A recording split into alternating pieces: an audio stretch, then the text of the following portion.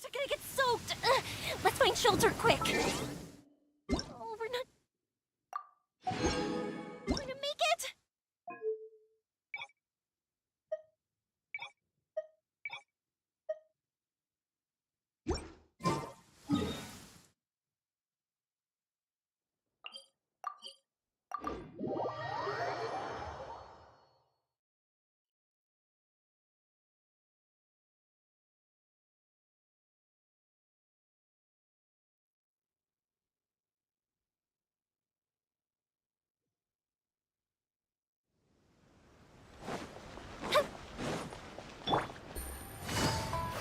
Add Ash.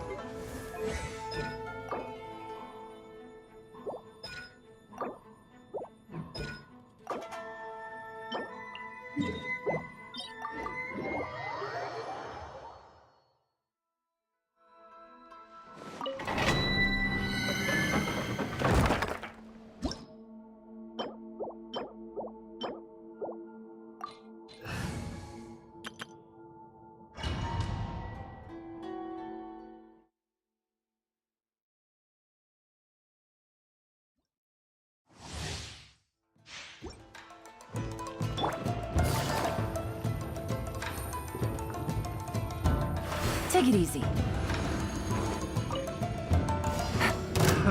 Another test subject.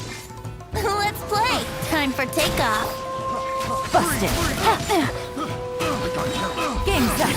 Time's over. Eyes on me! Thrust and rebuild. Covenant of the Deep.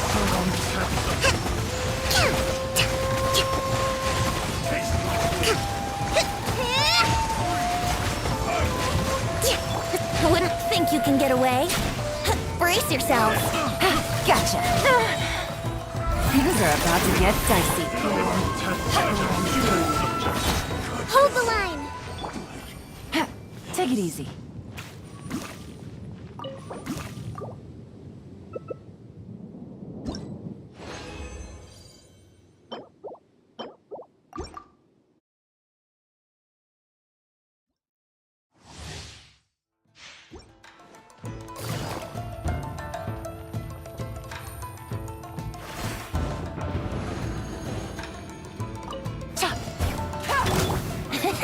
Time for takeoff.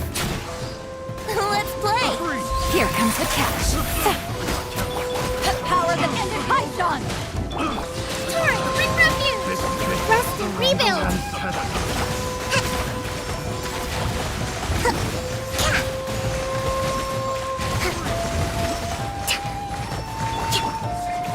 How rude. Think you can get away? Things are about to get dicey. Quietly now.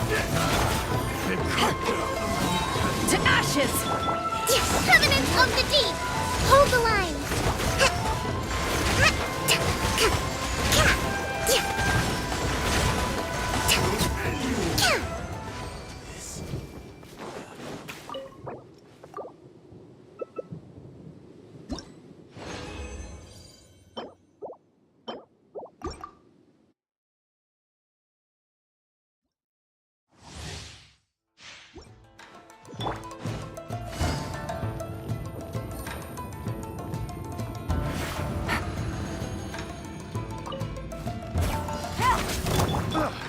Wouldn't time for takeoff. Game's up. Fun's over. Allow me! Torrent, bring refuge!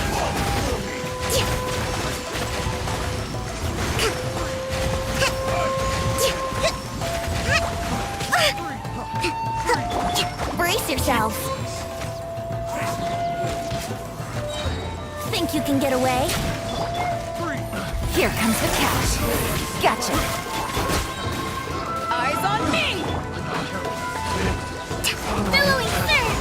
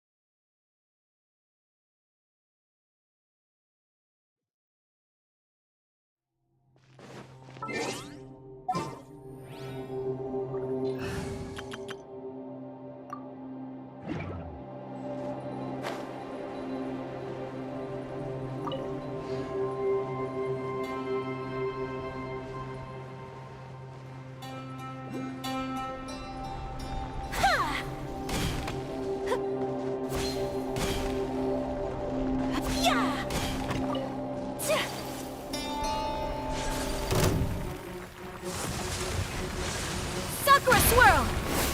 Here we go! Punishment! My apologies! Yeah! Yeah! Ta! Ha! Ha! Ta! Yeah! Ta! Ta! Ha! Ha! Ta! Take flight! Yeah! Ha! Ha! Yahoo! Yeah! Hit! Embrace the ice! Here we go! Hold the line! Lights out! My apologies! Yeah!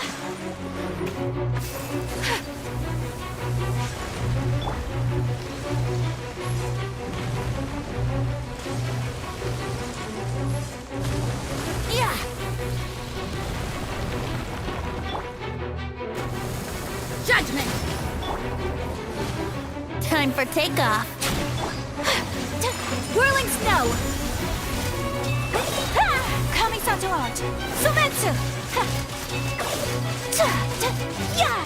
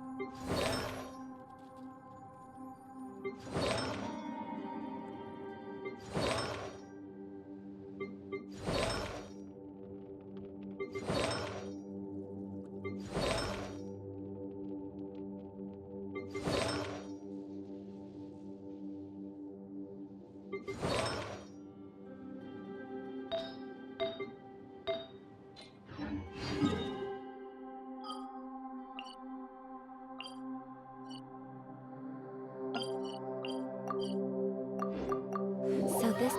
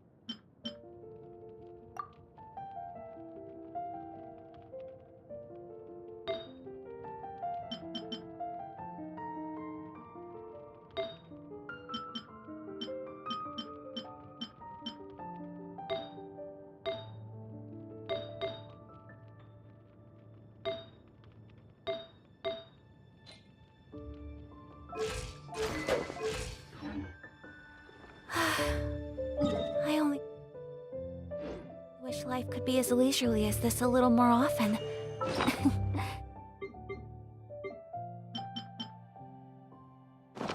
How greedy of me.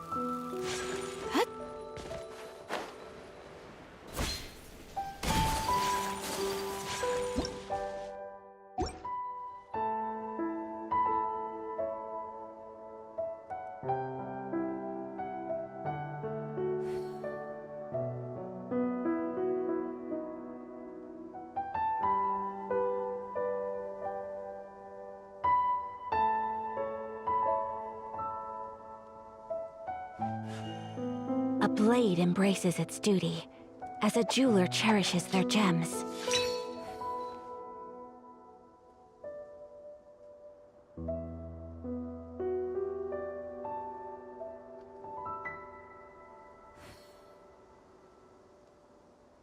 A blade is like a tea leaf. Only those who sample it many times can appreciate its true qualities.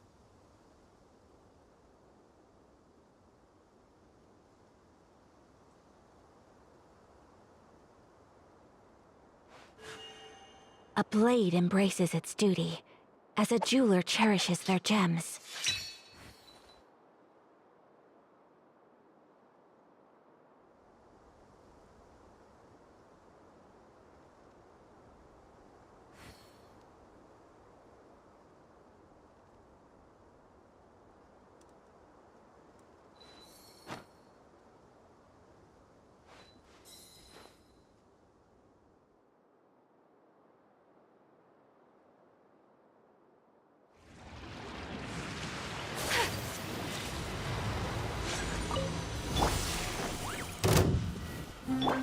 Allow me! Brace yourselves! Your punishment! You can't run! Take flight! Sakura Swirl! Think you can get away?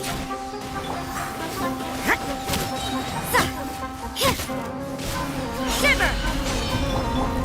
Whirling Snow!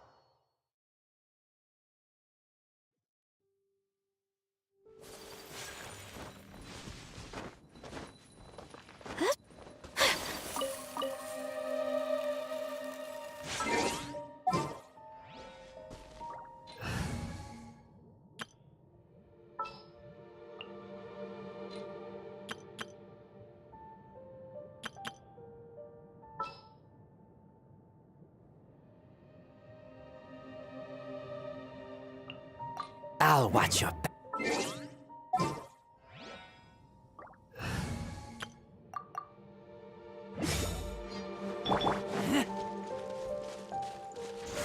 Keep back!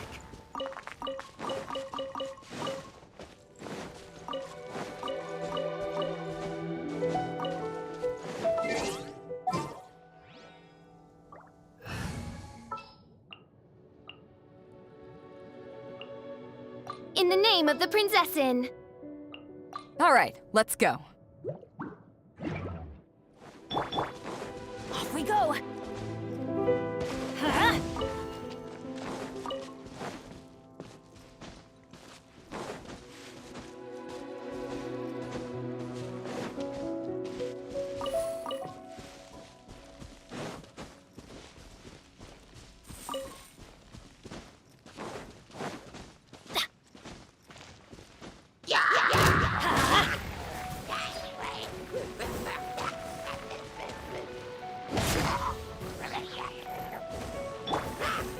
Oz, reveal thyself! Let's light it up!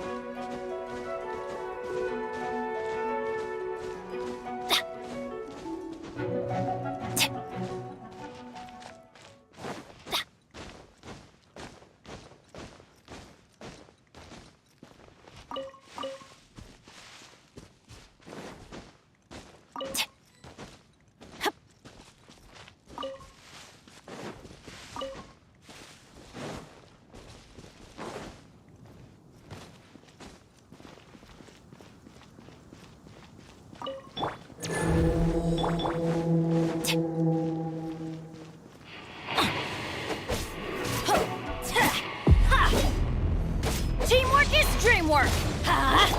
Midnight Phantasma! Power that ended high shot! A mystic reprise! Fuse is lit!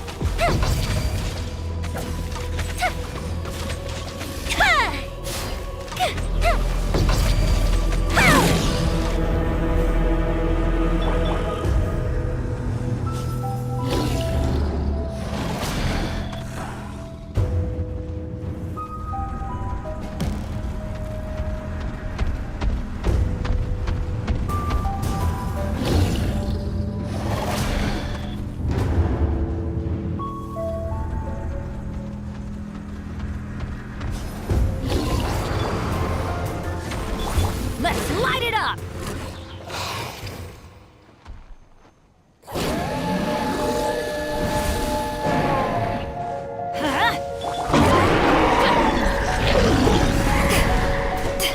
Time for a light show!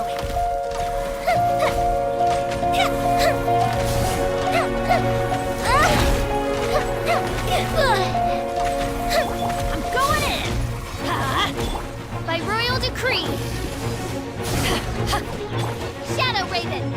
Here come the fireworks! Fire hazard!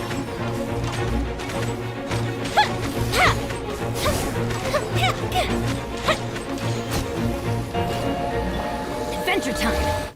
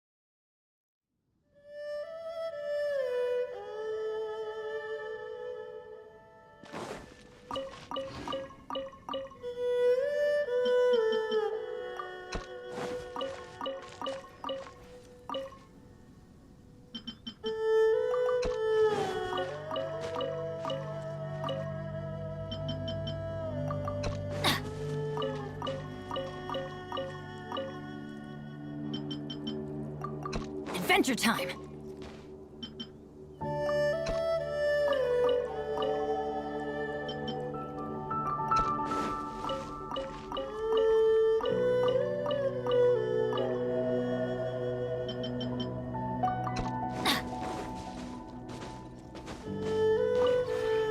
This rep.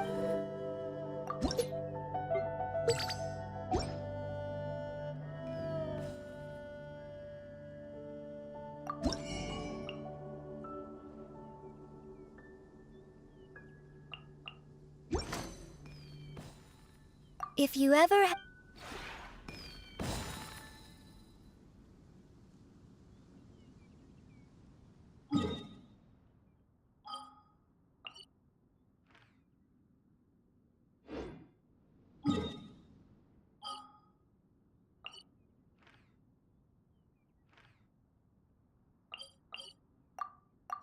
Oh, ow!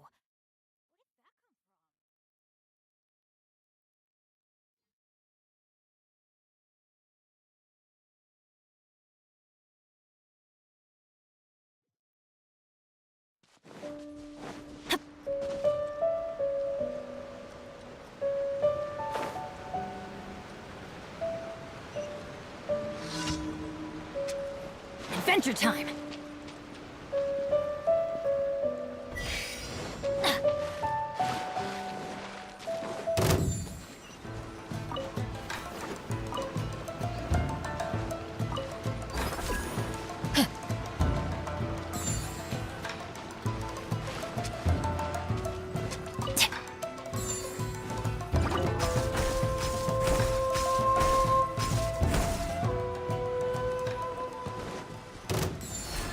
Adventure time!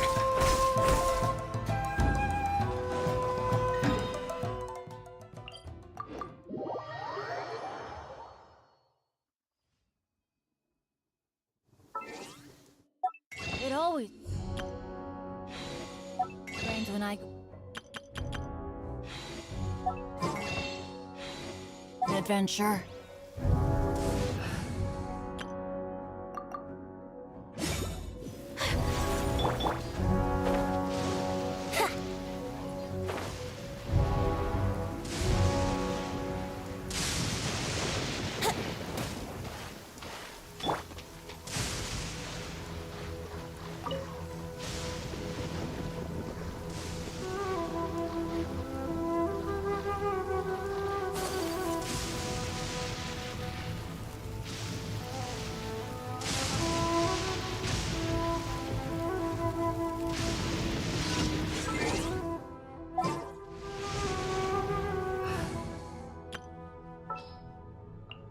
For justice.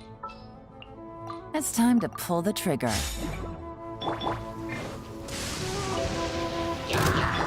Game's up! Fun's over. Rain outlines your fate.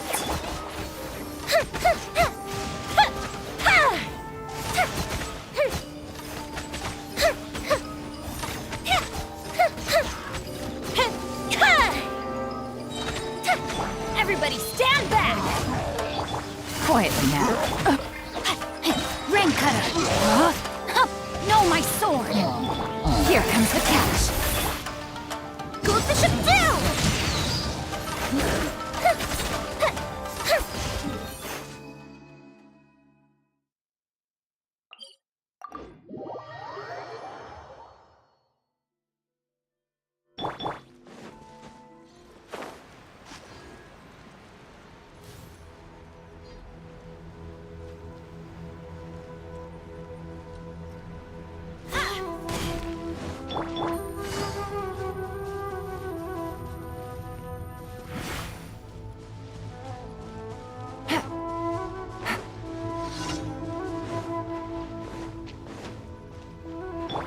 Let's light it up! Teamwork is dreamwork! Busted. Rain outlines your fate. Let me weep. Things are about to get dicey. Time for a light joke! Hide to the fairy. Hide to the fairy. Hide now, death. To the fairy.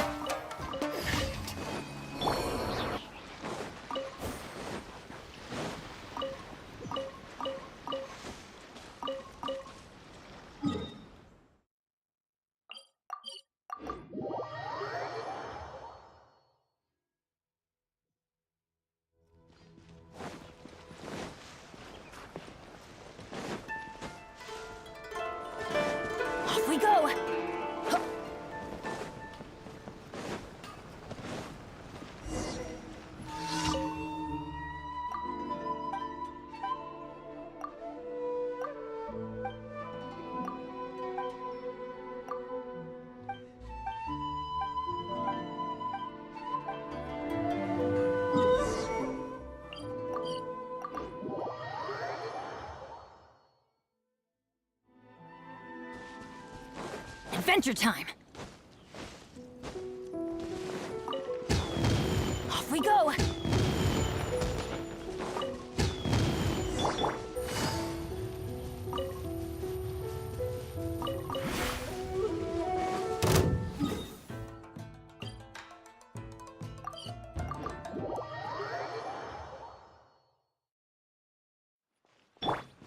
Adventure time!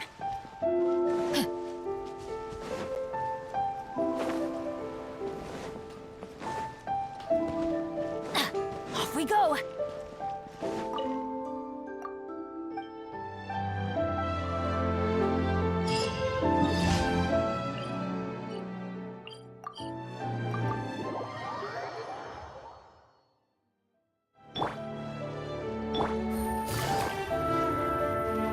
Ad Astra.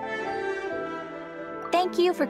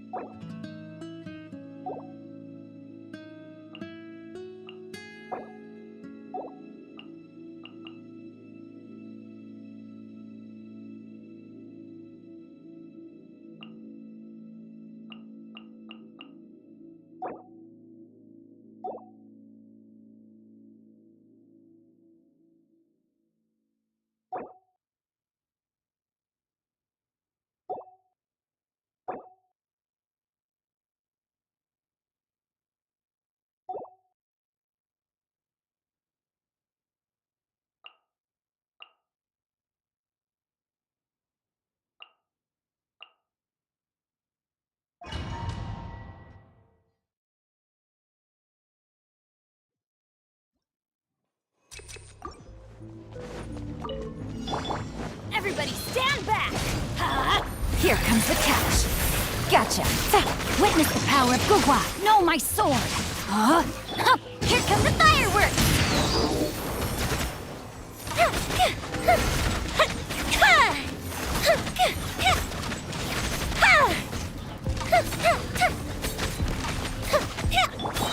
Let's light it up! Game's up. Fun's over. Quietly now. I'm going in! Huh? Rain cutter! Rain outlines your Fire hazard!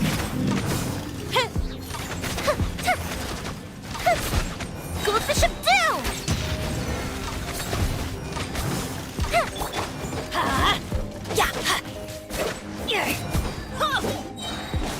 Teamwork is dreamwork! Gotcha! Here comes the catch! Witness the power of Gugwa! Know my soul! The fuse is lit!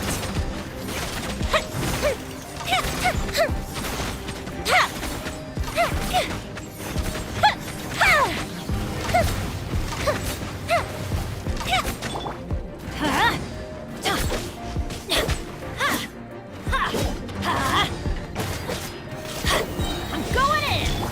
Busted! Game's up! Fun's over!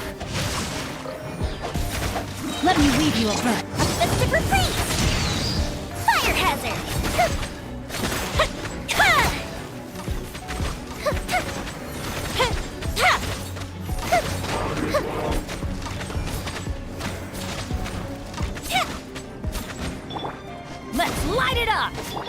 Quiet them now.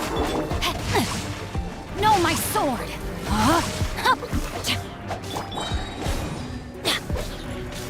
Everybody stand back! Things are about to get dicey. Witness the power of Guhua! Go Bishop down!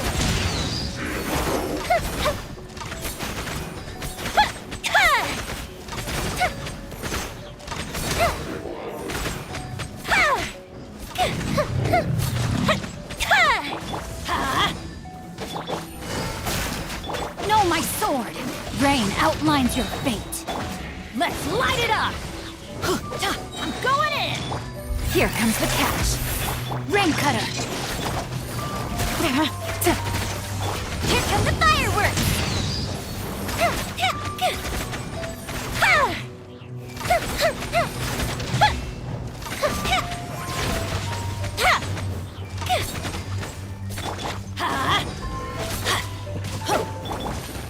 Gotcha. No, my... Time for a light show!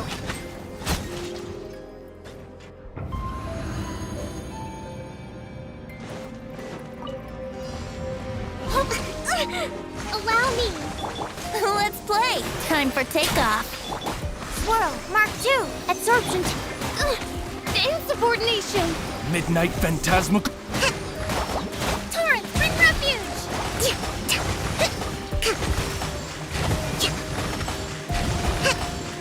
Hold the line!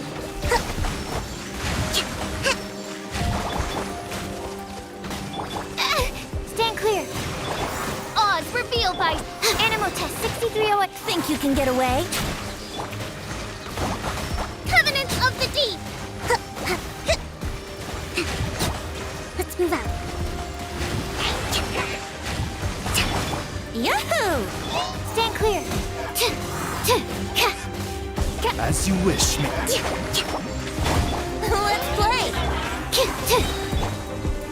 No rest for the wicked. Enhanced Animal Module 70... Allow me! Yahoo! Animal Test 6308. Absorption Test. Torrent, bring refuge!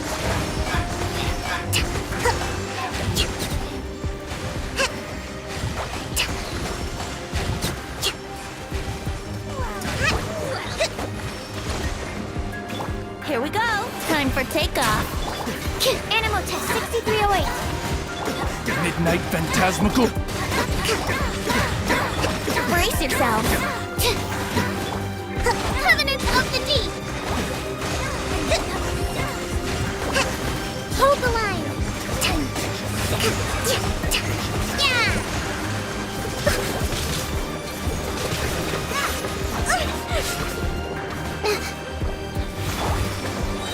Think you can get away?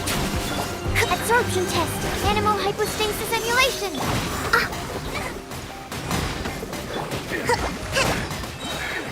Billowing surge.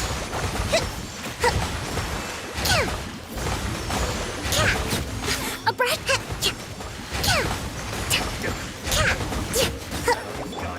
Yahoo! Stand clear. Wings of darkness, come. Time for takeoff. Let's play.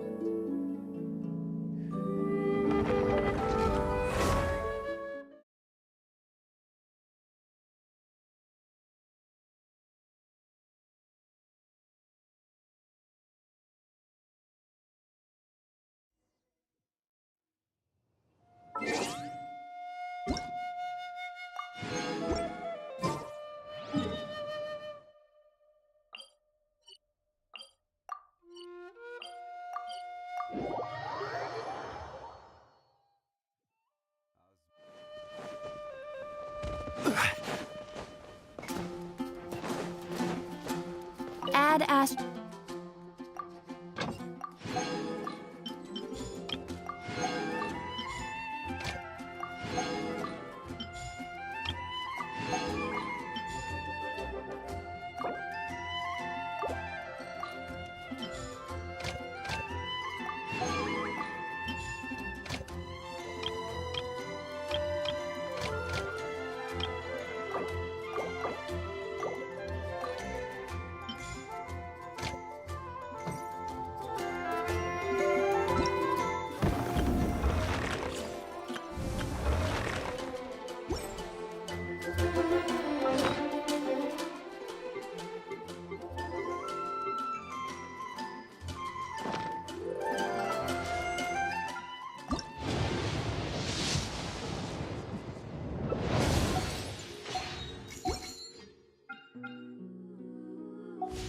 Every journey has its final day.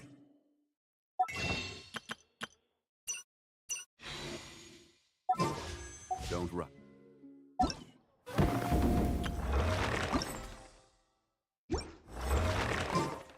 Osm.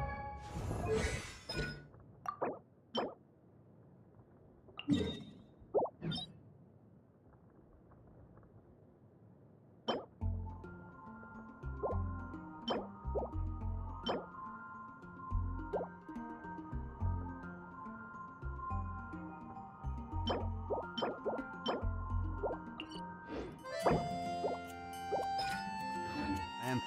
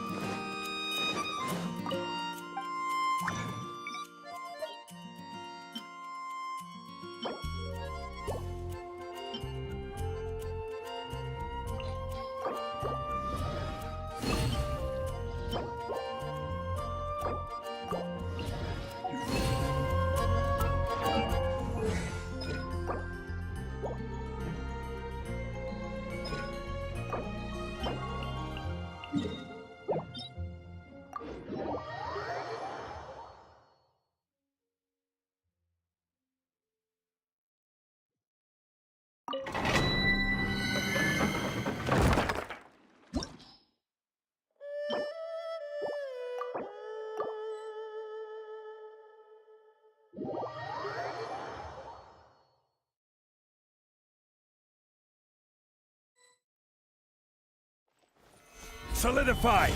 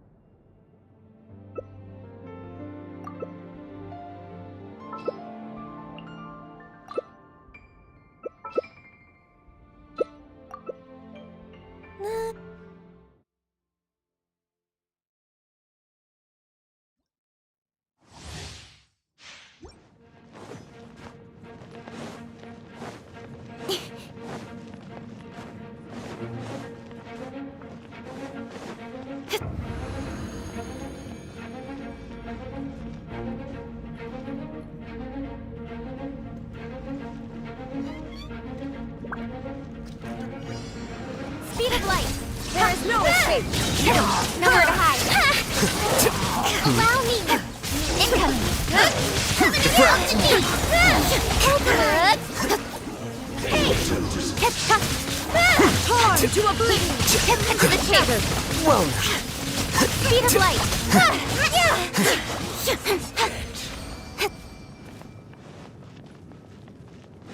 Don't blink!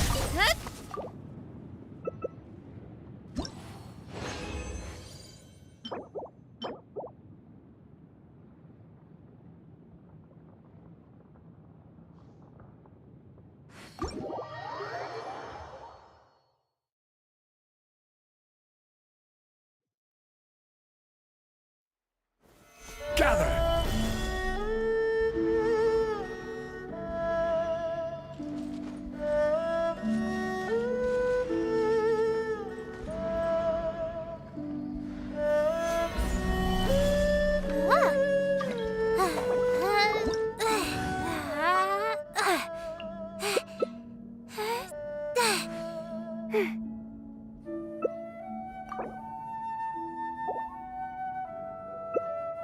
Osmanthus wine tastes the same as I remember.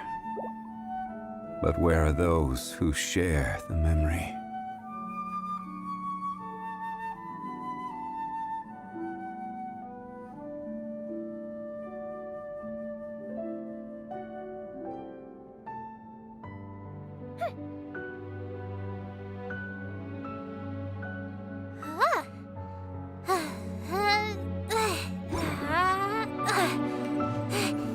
Solidify!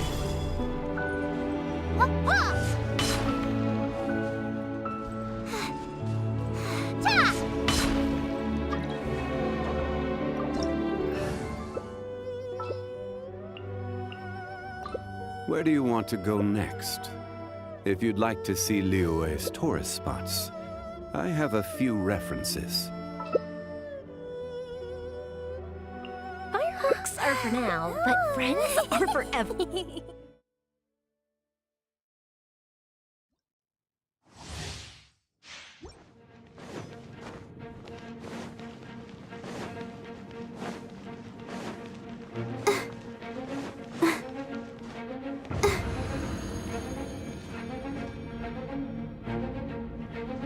Come on, we can do it. Let's dance. A process of elimination.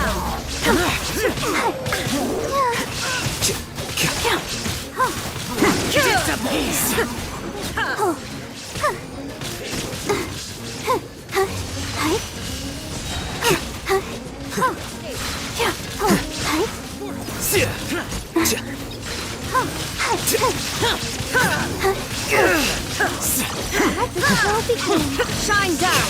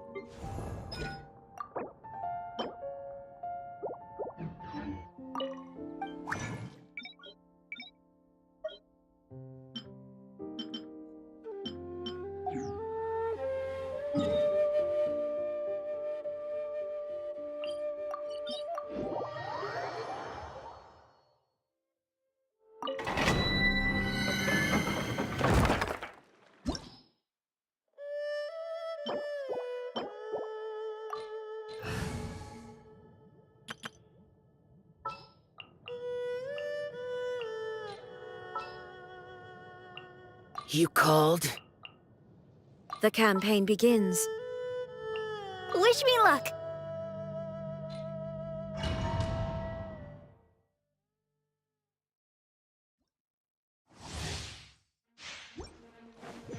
Useless.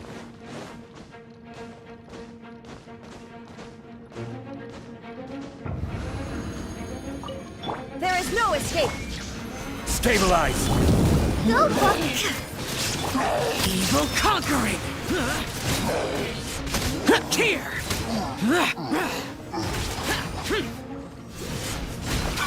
Worthless! Here!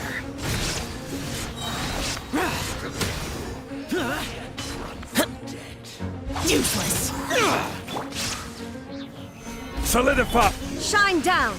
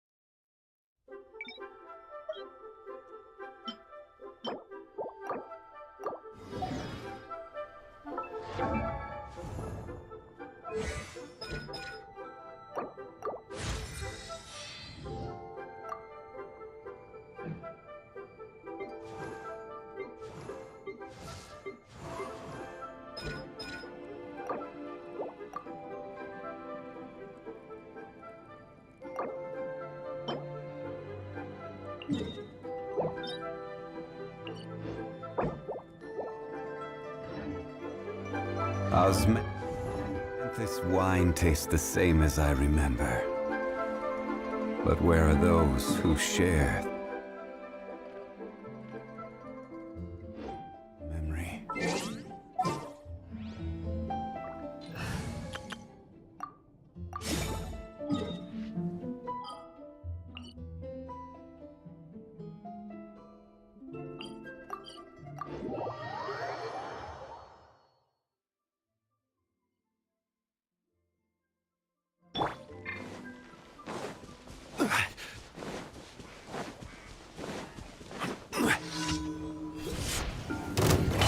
Order guide you! Stabilize! Hear my prayer! Yield! You wait. You're up. Nowhere to hide. Incoming.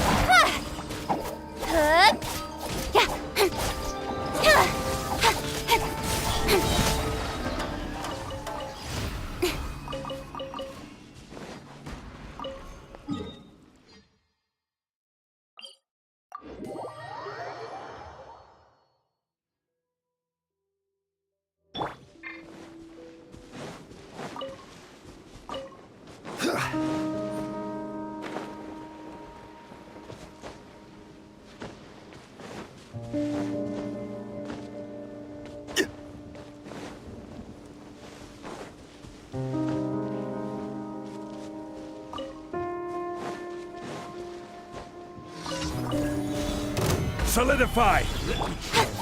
Speed of light. Hey! With sword comes shadow.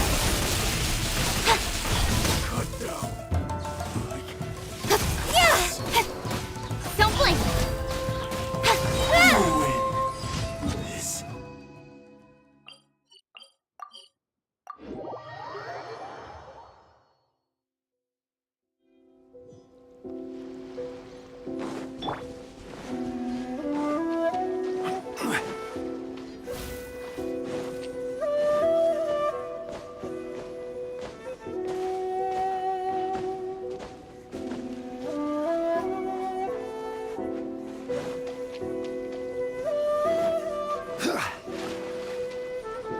Crumble!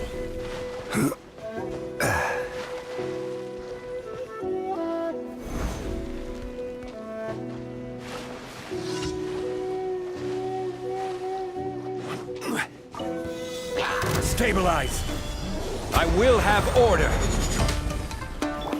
Do your worst. Great. Stay put! Cut to the chase. Yeah! Incoming. Order guide you. Speed of light.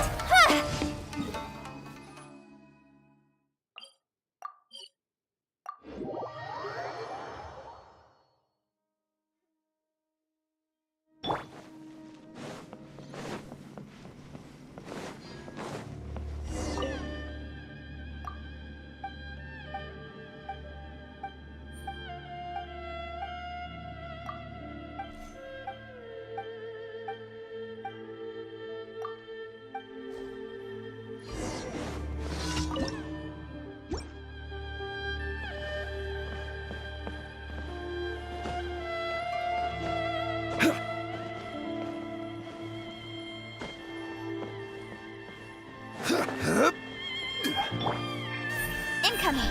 Hey!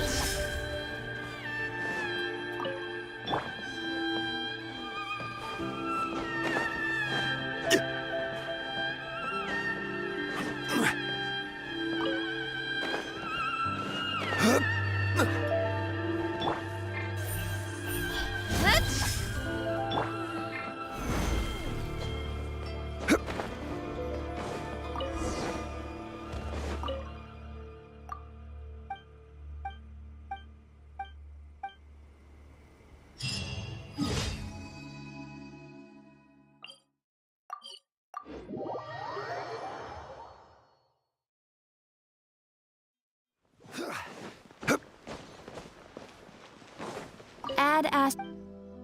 Thank you for.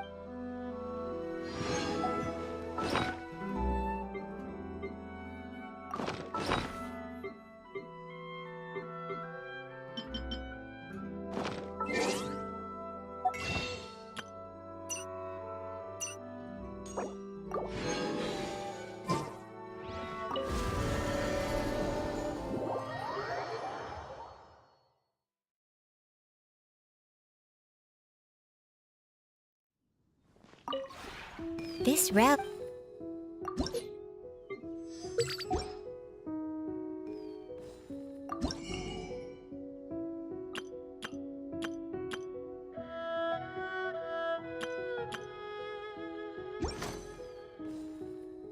If you ever...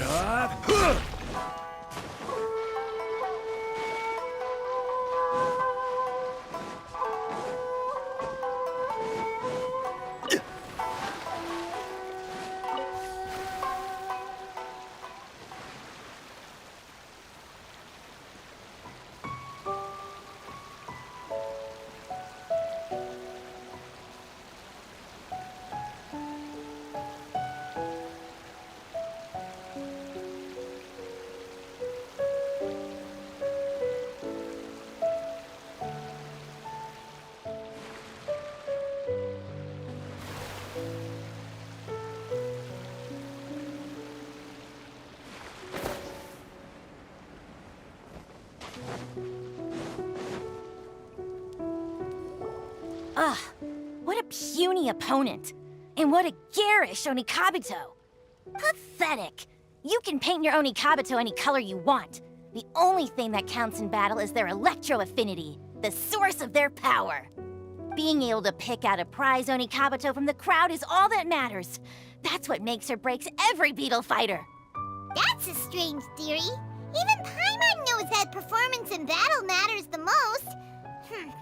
Honing your beetle fighting skills is the most important thing. That's exactly right, Mini Melon. Nice sounding theory, but it ain't gonna help you if you don't know how to fight. Listen up, White Iron Lavender Melon. You need to watch your opponent's Onikabuto closely so you can dodge its attacks. Then in the opening right afterwards, you strike back! As long as the opponent's in range, Crimson Staff will hit him hard. Got it. So when the opponent attacks, we get our Onikabuto to retreat. And when there's an opening, we move it forward and strike while they're still recovering. Sounds simple enough. Paimon will give it a go. The Traveler heard the explanation too, so Paimon bets we're both ready for battle. Are you seriously learning beetle fighting right before a match? You underestimate who you're up against. Enough talk. Put your Onikabuto on the table and show me what you've got.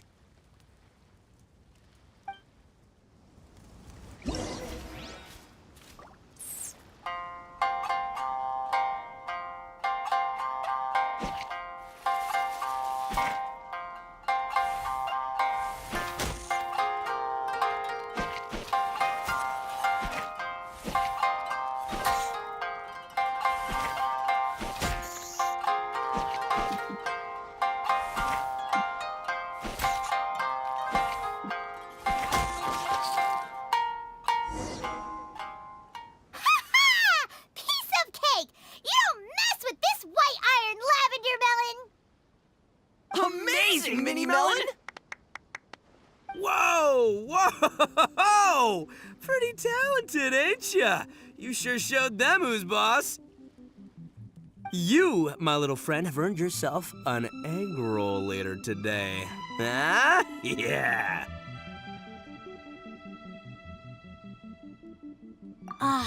Grandmaster Hanakato, I lost to a complete novice. I let you down. Don't worry. It seems that there are a force to be reckoned with. We should inform the other generals to prepare for battle. You defy my expectations once again, bona fide Beetle Battle King. I didn't expect you to find such formidable warriors so quickly. From today onward, I will send one of my generals here daily to face you.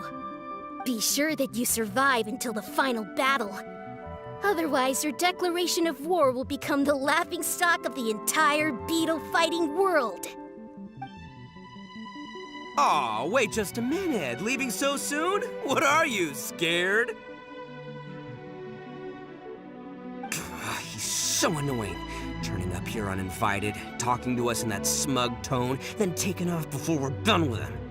From what Grandmaster Hanakato said, seems like he's gonna send some of his minions to challenge us. Guess we'll have another battle before too long, huh? That's right. Looks like we won't have time to make the almighty Arataki extraordinary and exhilarating extreme beetle brawl the grandest event ever organized by the Arataki gang. Meh, works for me. An audience would have been sweet, but at the end of the day, we came here to battle. And battling is what we're gonna do. Look at you flying, sky-cleaving white iron lavender melon. Defeating your first powerful enemy, starting to make a name for yourself as a fighter, huh? Really gets me into the fighting spirit. Gets me thinking about myself back in the day when I first entered the Hanamizaka beetle battling scene. Yeah, taking on the pros for the first time. Oh, so did you also take down an expert when you first started, Bullchecker? The boss got brutally beaten. I think Boss is saying he was inspired by White Iron Lavender Melon's performance, because he himself was defeated back in the day. Come on, that's all in the past now. Spilled milk, water under the bridge. It's up to the three of us now. Me, the bona fide Beetle Battle King, Paimon, the sky-cleaving White Iron Lavender Melon, and Traveler, the Oni King's right hand. The three of us have to unite to take down Grandmaster Hanakato and all his minions. Before we face each opponent, we need to talk strategy. As long as we win more matches than we lose, Grandmaster Hanakato will have to face me personally.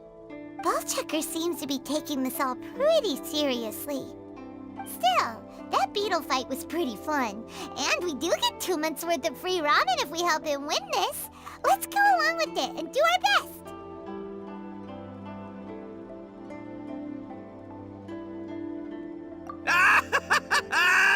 That's what I'm talking about! Just follow my lead and give your all in battle. Grandmaster Hanakado's about to get more than he bargained for!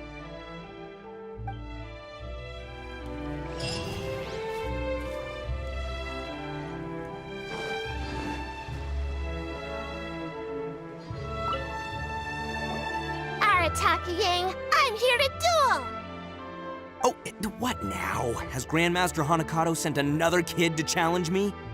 Is he running out of people? Because this is some serious bottom-of-the-barrel material. It's not you I'm after. Empty vessels make the most noise. This blonde gal, on the other hand, looks like a strong and able warrior. I take it that she's the real leader of the Arataki Gang. Now that's what Paimon calls a good judge of character. Go on, praise her some more. Hey, what are you two talking about? Well, my compadre here is strong for sure, but, she's just outside help. Make no mistake. There's only ever been one leader of the Arataki Gang, and that is yours truly, Arataki Itto. Hey, nice idea! The Arataki Gang may not be the strongest gang in the world, but being a leader would still be pretty cool. If it's cool with you, Paimon could be called Arataki for 3 days only Paimon. Or Paimon, temporary leader of the Arataki Gang. Hey, don't let your opponent lead you astray. She's clearly just trying to sow discord. Yeah, okay? All part of a nefarious plot to turn us against each other. Just wait till I defeat her boss. She'll be begging to take back her words. Don't flatter yourself. I don't care about the Arataki Gang's internal affairs. I just want to battle strong opponents. Let's see just how good Blondie here is at beetle fighting.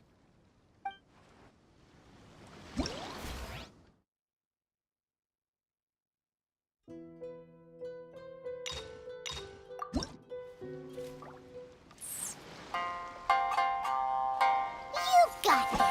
This'll be a walk in the park for you. Yeah, remember the tips that White Iron Lavender Melon and I shared with you previously.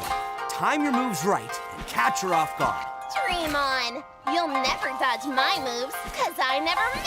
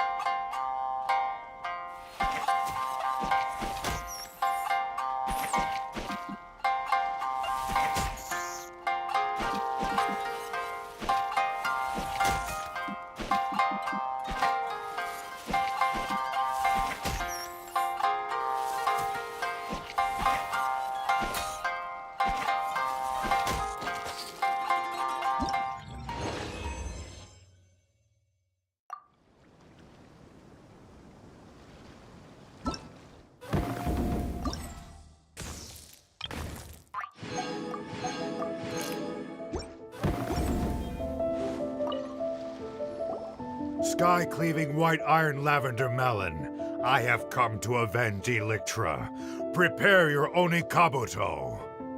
After I defeat you, I'll take down the entire Arataki Gang, one member at a time. Looks like we've got an adult this time. Why is this guy more excitable than the kids? Well, White Iron Lavender Melon, looks like this guy's challenging you to a duel. And there's no backing down from something like that. Take Crimson Staff with you and go nuts!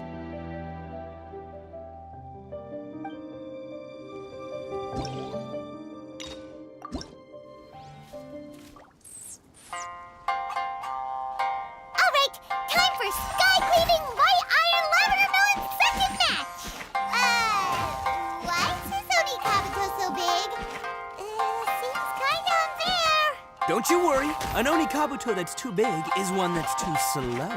It's no match for Crimson Staff. Your worthless little Oni Kabuto doesn't stand a chance. Even if you gave it to me for free, it'd be a waste of precious cage space.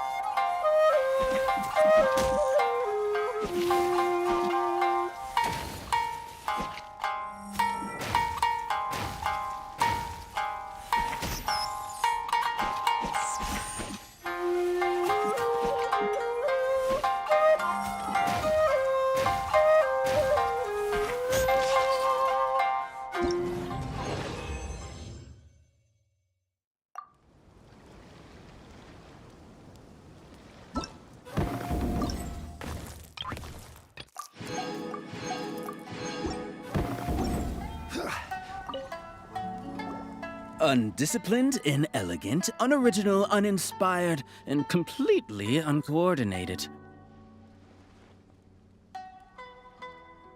Hey, what you complaining about? Oh, let me guess. All your teammates we defeated? Ugh. I'm talking about your fighting style. Huh? Have you been hit in the head by a specter or something? This ain't some circus show, pal. You want to know what my style is? Uncheckable strength, unwreckable will, and undefeatable beetles, that's what. I can give you a demonstration, if you dare. Ugh, you bring back some bad memories. I do not deal well with loud and obnoxious types like you. Ah, but this blonde lady looks like easy pickings. All right, I'll challenge her.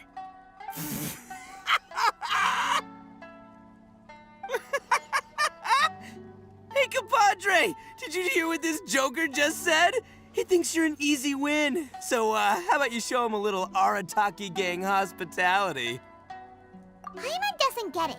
These people haven't researched their opponents at all. All they're doing by coming one at a time is contributing to our winning streak.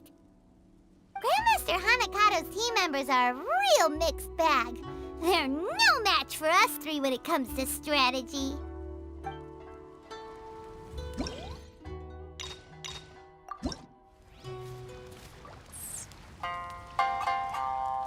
Beetle battling is a spectator sport.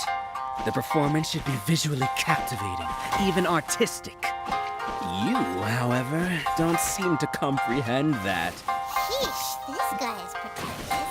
Just relax and enjoy it for crying out loud.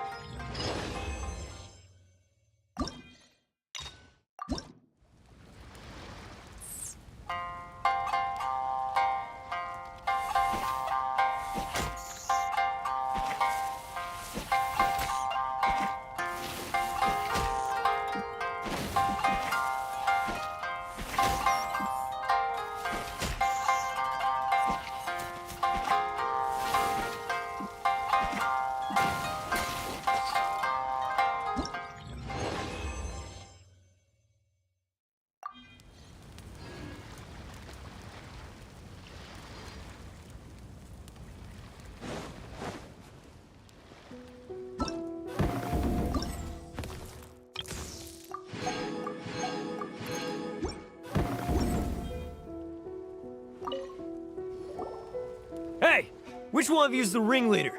Step up. It's time to fight. I am Grand Rook Senichi, a giant among giants. Grandmaster Hanakato has demanded the head of the Arataki gang's leader, and I'm here to collect it. Whoa, he looks fierce and sounds it too. Seems like we're up against a really strong opponent this time. Where do you get off, huh? And what's the big idea of putting Grand in your name? You trying to steal my limelight, you little punk? Okay, giant among giants. Time to cut you down to size. So tall. And you're an Oni. You look like you could eat me for breakfast. Why is a guy like you into beetle fighting? It's just a kid's game. What have I gotten myself into? Excuse me? Kids game? Oh, you did not just say that. Seems to me like you don't know the first thing about beetle fighting. Your misconception begs correcting by a veteran, my dude. Yeah, go take him down a notch. You can do it, Bullchucker. Looks like this is happening. Fine, bring it on. Don't look down on beetle fighting, rookie. Whatever your name was, even Paimon gets why it's fun. And it's not just about fun either. Beetle fighting is about striving to be stronger and the spirit of competition. If you don't understand that, maybe you should find a new hobby. I'm being out trash talked. This never happens. Too bad for you, though.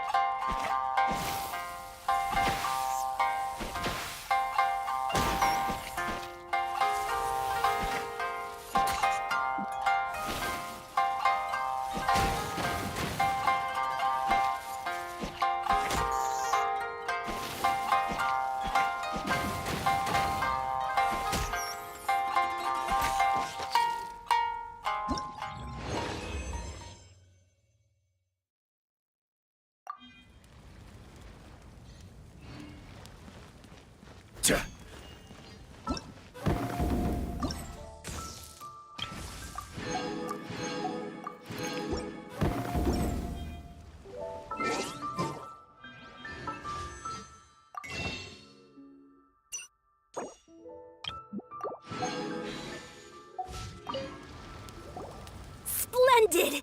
Splendid! I did not expect the Arataki gang to defeat so many mighty beetle fighters. It seems that you are well versed in this art. I take back what I once said. You are respectable and worthy opponents, and I must face you as such, with my full strength. Alrighty, Bullchucker, you're our leader. It's your time to shine. And, don't take what was said earlier seriously.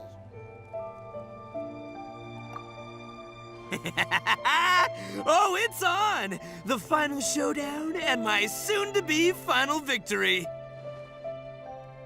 I don't know how you've been leading your crew, but the results speak for themselves. The Arataki gang rules! Grandmaster Hanakato, get ready to battle.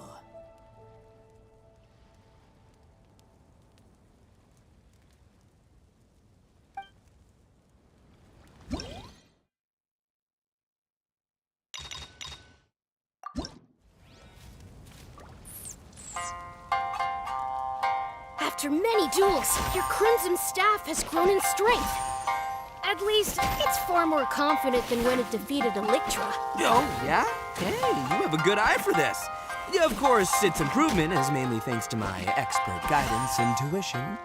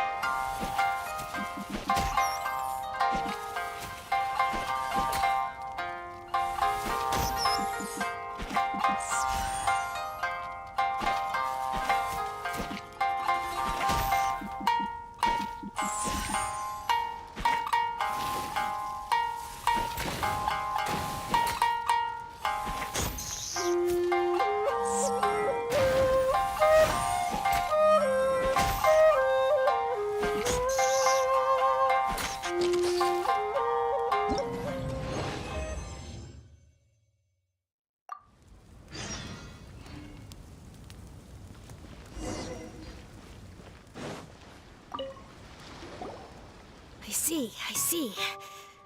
Let us battle once more. This time, I'll see through all of your methods.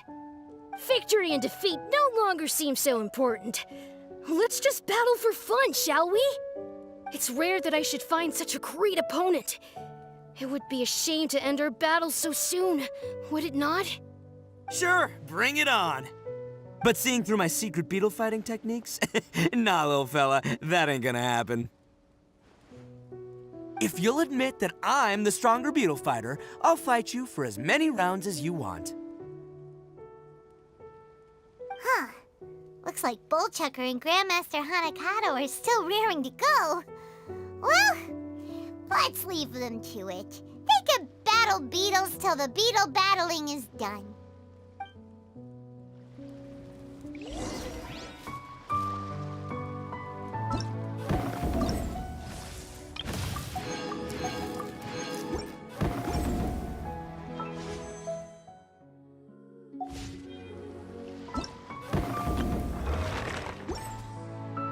Osmanth...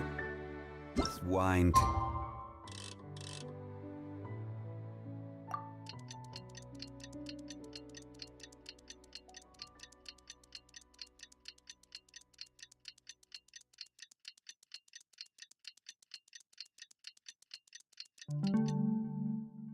It's the same as I remember. Astounding! Amazing! Even though your fighting style differs greatly from mine, I resonate strongly with the passion you imbue into your Oni Kabuto. In time, you shall surely become a true champion of the beetle fighting world. You're pretty good yourself. You managed to win an impressive 570 out of our 1,141 matches. Of all the beetle battle marathons I've fought in my time, you have lasted the longest by far. Not gonna lie, I'm impressed. No, I won 571 rounds, so I'm ahead. Also, you have the home advantage. Taking that into account, it is in fact I who am the superior warrior. Huh?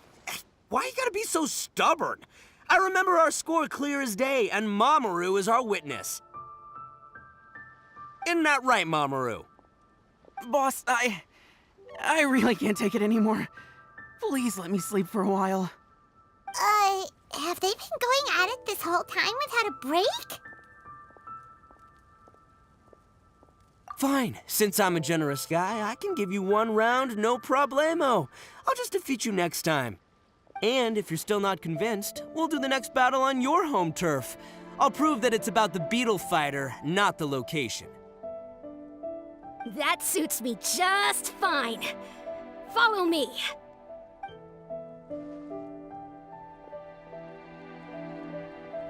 Oh, hey, compadre. Flying Lavender Melon, you're finally here. Wait a minute! Why is Paimon back to Flying Lavender Melon again? Does Paimon only get a good nickname when she's fighting for you? Yeah, never mind that for now. Here's your 2-month free ramen voucher, as agreed. Take it. Ramen voucher? Oh yeah, right, the ramen! Now that's more like it. Oh, no, no, no, no, no! This was just the warm-up. The almighty Arataki extraordinary and exhilarating Extreme Beetle Brawl is still to come. After all, things are way too quiet without an audience. We can't just end the event like this. But the good news is, Grandmaster Hanakado finally let go of his pride and admitted that I'm a strong beetle fighter.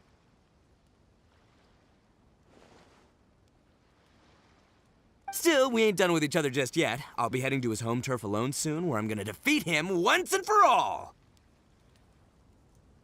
Once that happens, he'll have to follow my orders. And by that, I mean he'll help us make the almighty Arataki extraordinary and exhilarating Extreme Beetle Brawl the biggest, baddest event ever! Thanks again to the two of you. Now, wait here. I'll be back with good news in no time at all. Bullchucker sure seems like he's having fun. And we got 2 months worth of ramen out of it. Boss! Boss! There's a letter from Shinobu. Take a look at this. Huh?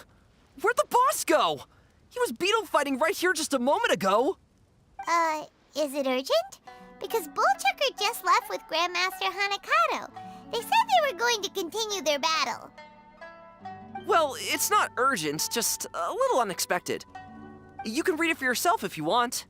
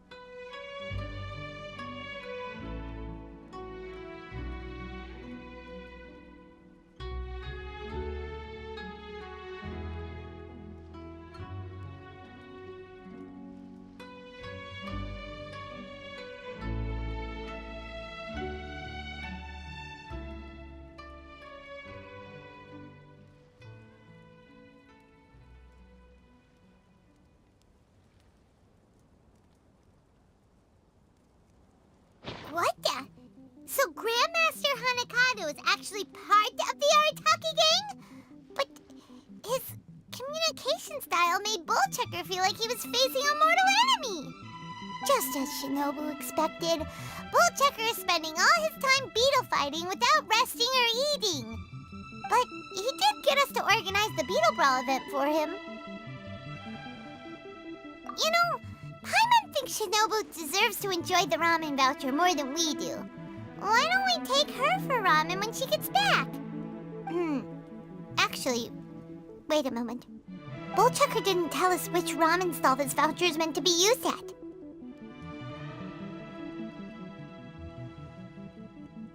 Are we supposed to find the store by ourselves?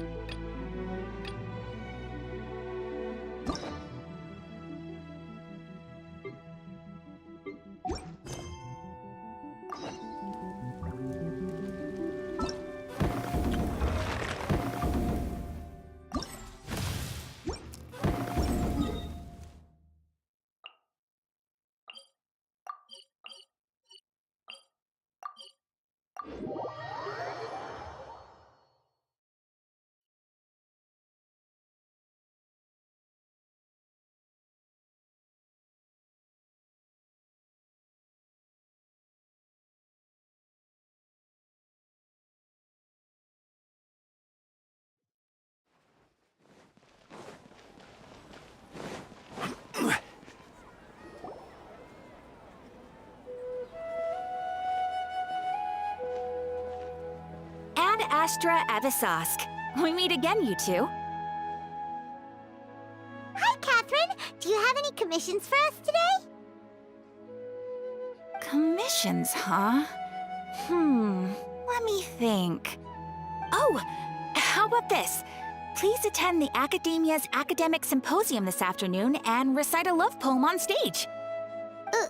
Wait, say what now? And if possible, please also use your camera to capture the reaction of the audience upon finishing the poem. Huh? What kind of commission is that? I see. It appears that you're not interested in this commission. In that case, please go to Port Armos and convince the Eremites there to spend some time volunteering at the local orphanage.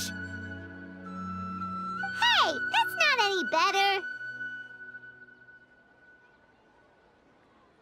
I'm sure the mercenaries will have some interesting reactions as well. Paimon's gotta ask. Just who exactly has been submitting these commissions to the Adventurers Guild? Oh, the commissioner? Well, actually, I just wanted to see the two of you in action. Was it so obvious? I was hoping you would actually take one of those commissions. That kind of chance to observe humans doesn't come by often. Ah, so it's Nahida. Paimon just knew Catherine wouldn't crack those kinds of jokes. When did you get into her head? From when she said, Ad Astra Abyssosque. So it's been you this whole time? Are you done resting up, Nahida? Yes. I've been sleeping ever since we parted ways, and I even had a really, really long dream.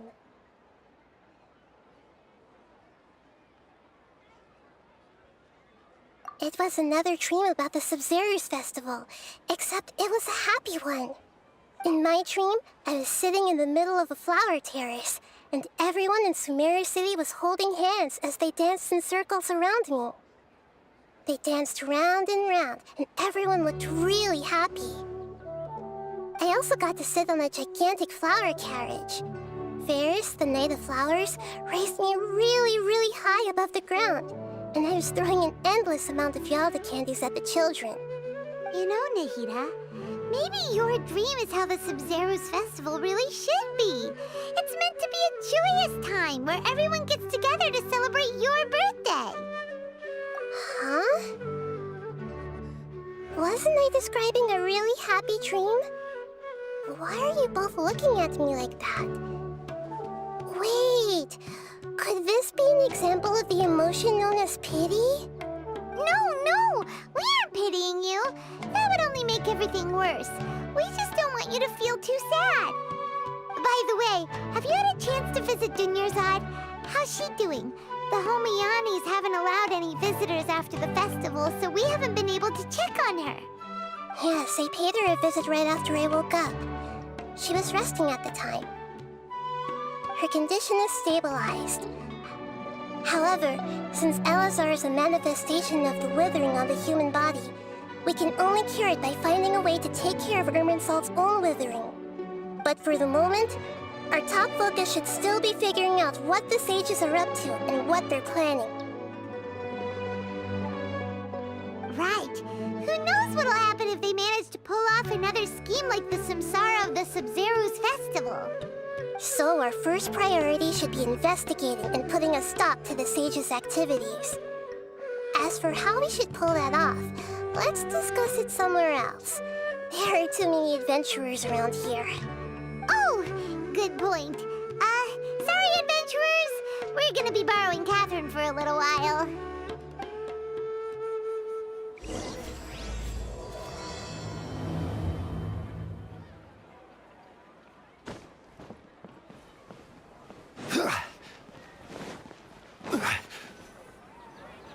Let's continue our chat here.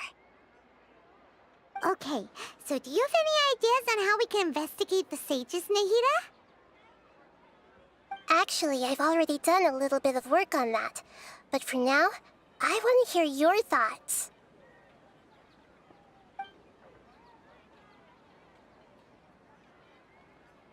I've already tried that, but all the key members of the Academia, even the core of 30 guards, intentionally avoid wearing their Akasha terminals.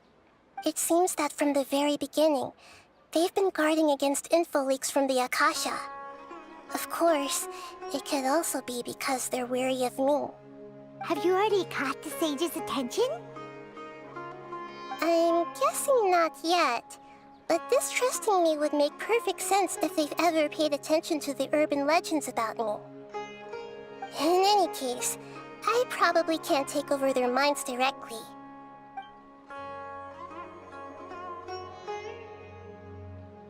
No way, that's too risky. You mean it'd be too easy to get caught? No, it's not that. We shouldn't involve innocent students in this. A single mistake could completely ruin their lives. Doing that would be ignoring the safety of my people for my own selfish goals. How is that any different from what the sages are doing? That's a good point. Spoken like the god of Sumeru.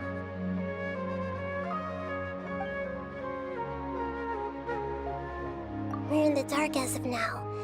Since we still don't know anything about their goals, any rash move could tip them off and lead to terrible consequences. After all, every person in Sumeru City is one of their hostages.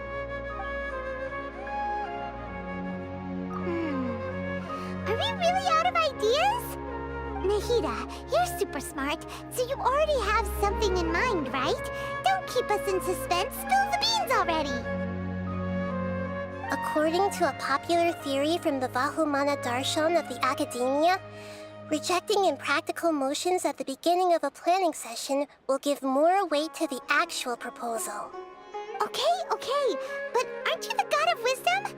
You don't have to use that kind of gimmick to make us take your ideas seriously. Well, I've been thinking that if I can't directly possess the leaders, and if I can't get ordinary people involved, then I should find someone who's already involved, but hasn't decided to side with the sages. You're saying we should recruit a spy? That does sound like it could work.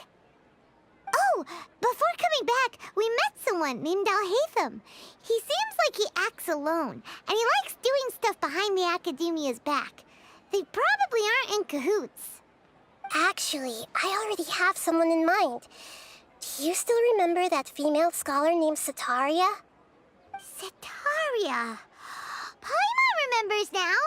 Isn't she the one who's always trailing behind the Grand Sage of the Academia? We ran into her basically every time the Sub-Zero's festival repeated itself. You could even say we're old enemies by now.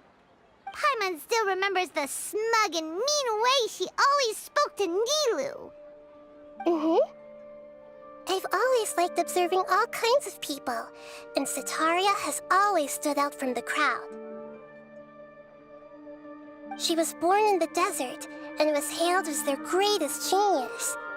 Her academic gifts allowed her special admission into the Academia, and also gave her the opportunity to serve as the sage's assistant. Oh, Paimon didn't know she was from the desert. She must be pretty special then. Paimon feels like most of the desert dwellers around the city are working as mercenaries. The name Setaria means star. When she lived in the desert, she shone like the brightest star in the night sky. Later on, she was chosen by the sun. The star was given a place in the daytime sky to complement the sun's dazzling light. Soon after, the star witnessed the sun scorching the earth, which brought forth many disasters. The star began to waver. Instead of staying beside such a sun, wouldn't it be better to return and light up part of the night sky? But in the end, she couldn't give up the radiance of daytime. To cope with her shame, the star buried her guilt and closed her eyes. From the sound of it, Setaria's just hung up on the research opportunities here. But she doesn't really support the Academia. She still feels guilty about not doing more for the desert, right? She's just running away from her problems. Indeed. When they are presented with complex moral issues, many people will simply plug their ears and go with the flow until the problem can't be fixed anymore. She's suppressing a lot of guilt, but before she realized it, she had already become the sage's accomplice. She can't deny her part in their schemes anymore. Right. We must somehow make her face her problems again. That way, not only can we get useful intel from her, but she can also use it as an opportunity to redeem herself. From my past observations, Setaria will take a day off from the academia every 10 days to do some shopping in the city. Tomorrow afternoon just happens to be a shopping day for her. That'll be our chance. To prepare, let's go check out some of her favorite spots and have a quick chat with a few of the vendors there.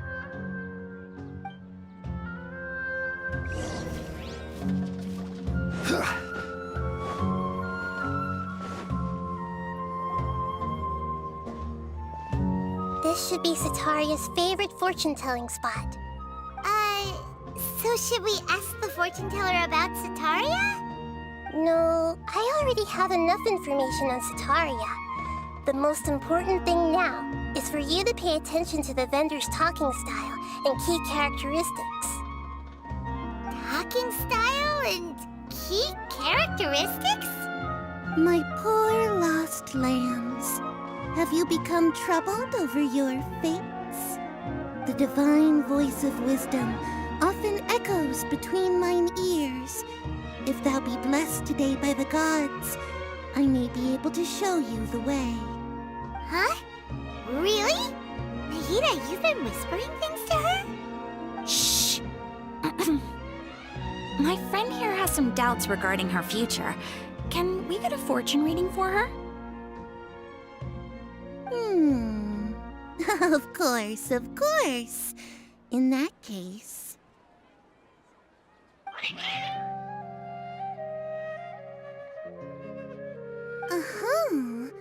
It would seem that Harut and Marut are quite wary of you. Perhaps, at some time in the past, you have somehow offended the gods.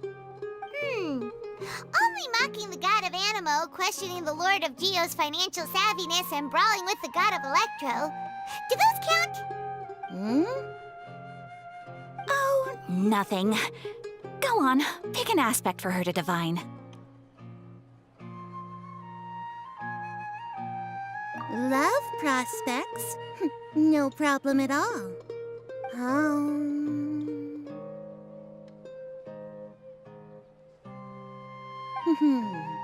The gods have spoken. The truth shall be revealed. One who is fated to cross your path will appear on...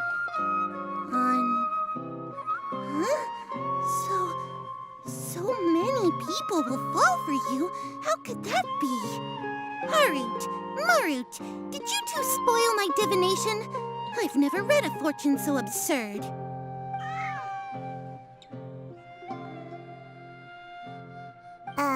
Actually, Paimon thinks this is probably the most accurate fortune-telling you've ever done.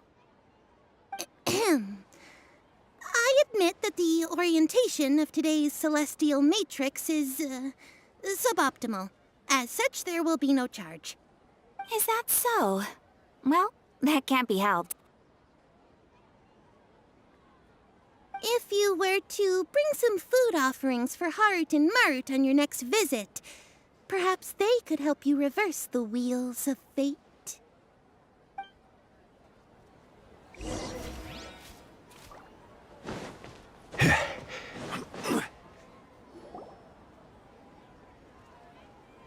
Is this another one of Setaria's favorite stalls? Yep. It belongs to a king. His father helped Setaria a lot when she first moved to Samari City, so she still comes by whenever she has time. When I start talking with him, listen carefully to the details of our conversation. Ah, dear customers. Would you like to look at some pottery? We caught wind of your great craftsmanship, so we specifically came to take a look. Oh, I recognize you. aren't you Miss Catherine from the Adventurers Guild? Sounds like I'm in for some big business. Speaking of, where did you learn this trade? I suppose you could say it all started with my dad. He's a mason by trade, but I picked up an interest in clay while apprenticing for him. After that, I began making pottery by myself in secret, and I simply changed trades when my works turned out well. Although it's a pity that I'm no longer making much use of the knowledge provided to me by the Akasha. That's nice. You're making a living doing something you love. So is your father still working as a mason? Oh no, not anymore. A few years back, he fell from a roof and broke his leg. Since he had already saved enough mora over all these years, he's just enjoying the retired life in Port Ormos nowadays. I see. We wish him peace and happiness in his retirement. I'll have someone in charge of logistics at the guild come by another day for some goods. We'll leave you to it. Take care now. No problem. Rest easy, all our goods are sure to meet your every need.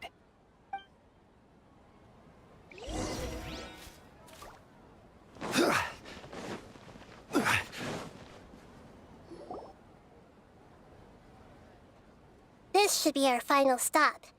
Cetaria's always thinking of this restaurant when she's working at the academia, so she always comes by whenever she's out in the city. Nahida, you've really thought of everything. It's my duty to protect Samaria's citizens, after all. Hi there. I feel like I've seen you down by the docks before. Huh? Sorry, I don't quite remember. If I recall, you were having a discussion with someone about shipbuilding at the time. Ah, that's right! I've always been really interested in feats of marine engineering. After all, I grew up in Liyue Harbor and spent my entire childhood staring at the ships going in and out of the port. I came to Sumeru to study, but failed to make it into the academia due to my lack of talent. But I'm still discussing all kinds of problems with different scholars, and I'm continuing to study and perform research from the restaurant's basement. I'm sure I'll get into the academia after their next round of exams. What an admirable spirit for learning! Amazing! Sure, but you'll find hardworking people wherever you go. So this restaurant has a basement as well? Huh. First I've heard of it. That's right. It's not usually open to patrons. Most of the time, employees use it for breaks or to hold private events. I see. Guess that makes sense. Well, good luck with your studies, Miss Chishan. Thank you so much. As long as I can make it into the academia as an official student, I'll be happy.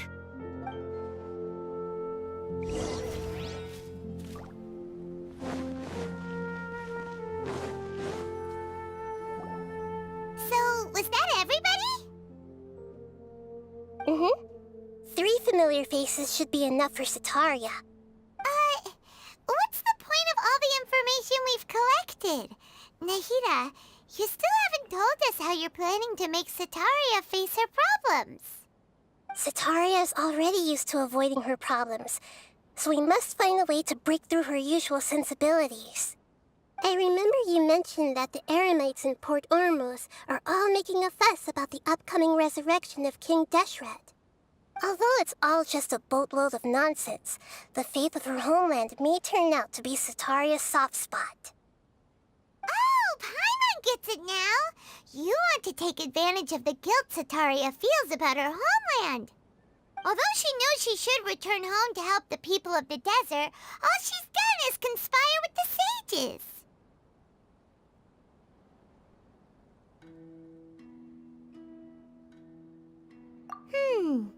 So how do we set that up? Well, King Deshret is long gone, and Cetaria is also too smart to fall for any simple tricks.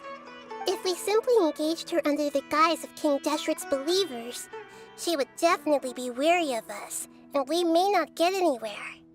But if we were to borrow some of her close acquaintances to talk with her, her reaction would probably be very different. So, you mean you're going to possess those people we just talked to? Yep. Possess them through the Akasha.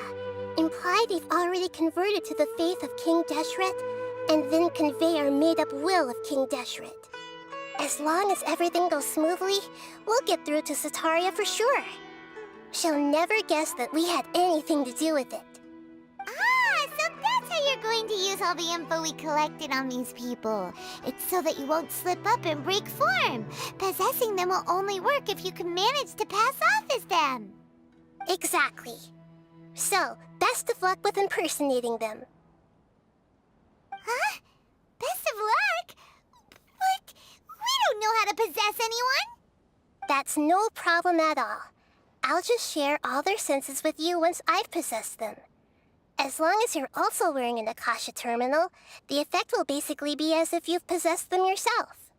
Huh. That is pretty convenient. But why does she have to do this? Can't you do it yourself? Although I've been observing humans for a while, I've never been good at imitating them. You're not wrong. It's always been painfully obvious whenever you try to pass as Catherine. If it was at all possible, I would have preferred to leave these people alone. But seeing how things are now, I probably should just accept it and push on. Yeah, don't beat yourself up over it. We're only doing this to help everyone, and we'll only be borrowing them for a little while anyway. Alright, then let's give it a go tomorrow afternoon.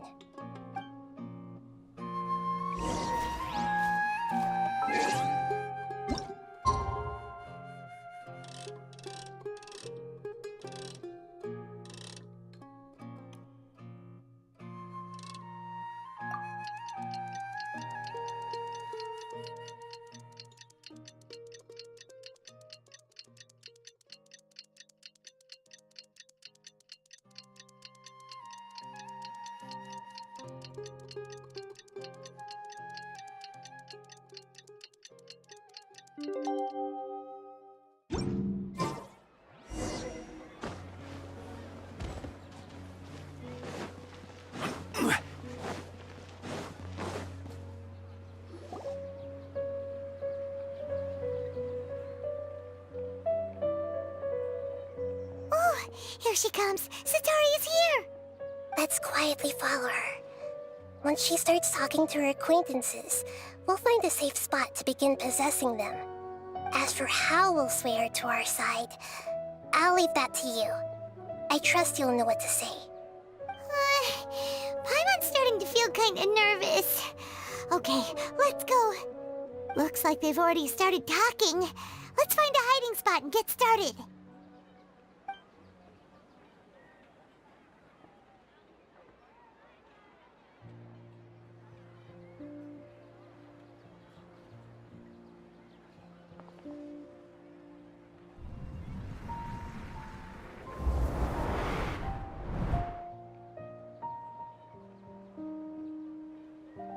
That's right. You really can't force anything when it comes to love. And besides, everyone around me has a very different background and outlook. Are you still listening to me, Nabiya? Oh, of course I'm listening. You were talking about troubles with your love life, right? I heard everything you said. Okay then. You just seemed a little distracted for a moment there.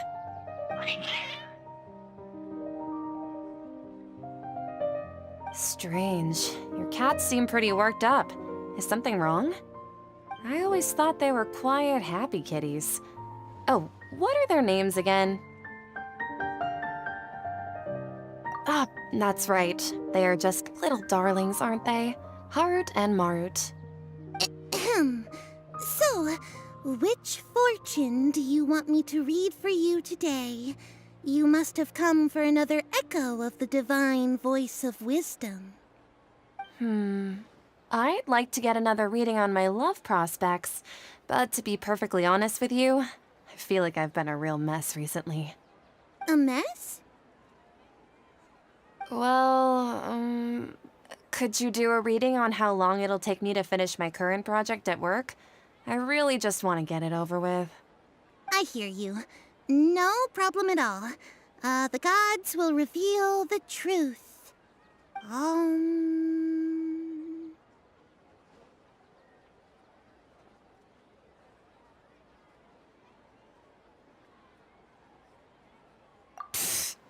Sorry, your new laugh is just so hilarious. I couldn't help it.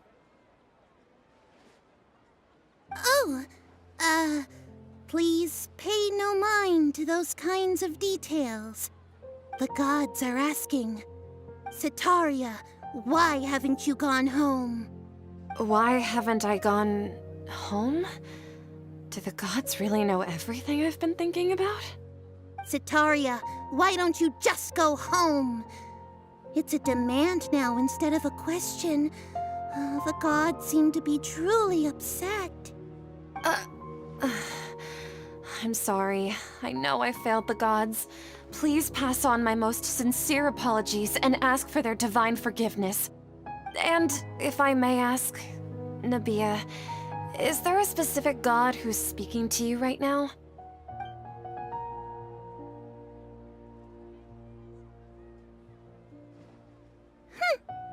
What an inconsiderate and naive question. The god who is speaking to me is, of course, the wisest and mightiest of all, King Deshret. King Deshret? No wonder he would make such demand of me. Wait a second. King Deshret passed away a long time ago. Even though news of King Deshret's resurrection has been spreading like wildfire, it's all just a misinformation campaign from the academia. How can King Deshret still exist in real life? What insolence! I am King Deshret's most loyal believer. Do you wish to refute his voice of wisdom? Oh, no. As a child of the desert, I am only reveling in his power upon learning that his divine glory has touched even this city. I will think very carefully about his demand of me. I'm sorry. I must go now. Wait!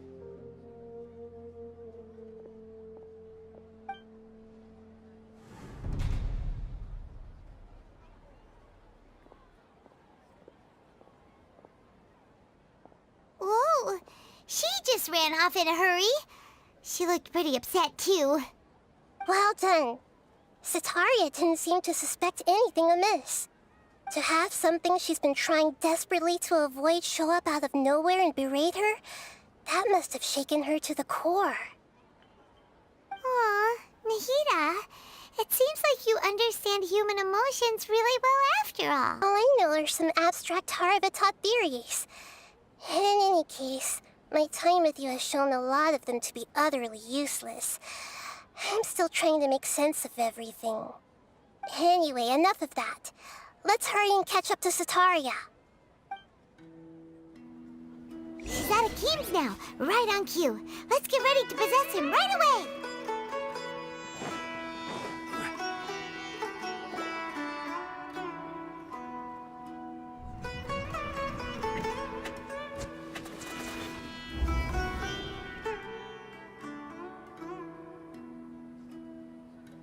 It's okay. I just got caught up in something. Oh, actually, didn't you ask me to help you look for work? What kind of work were you looking for again? Oh, right. Your old man's craft. How could I forget? Speaking of, how's he doing? Is he feeling any better?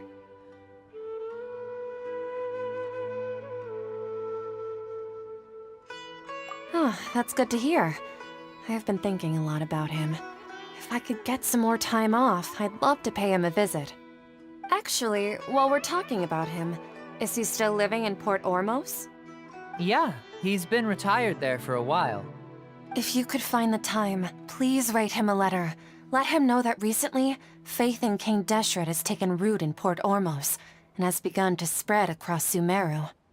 He has a quick temper and has always been a devout follower of the Dendro Archon.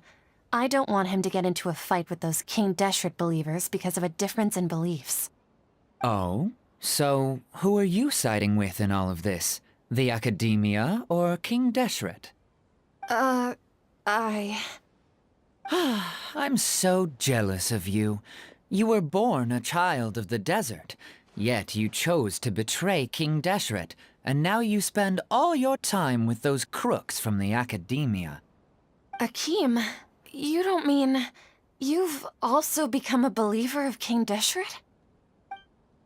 What's so strange about becoming a believer of the wise King Deshret? In fact, aren't you the strange one?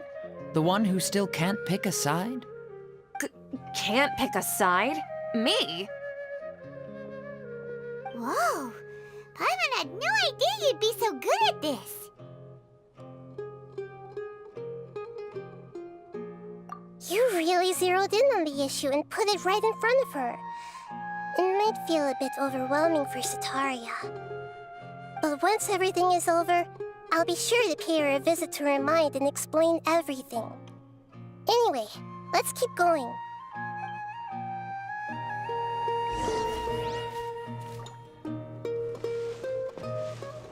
Come on! Setaria's already started talking with Shishan!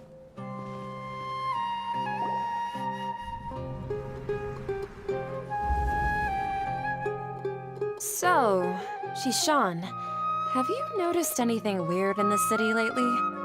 Like, as if someone was trying to preach to you about something?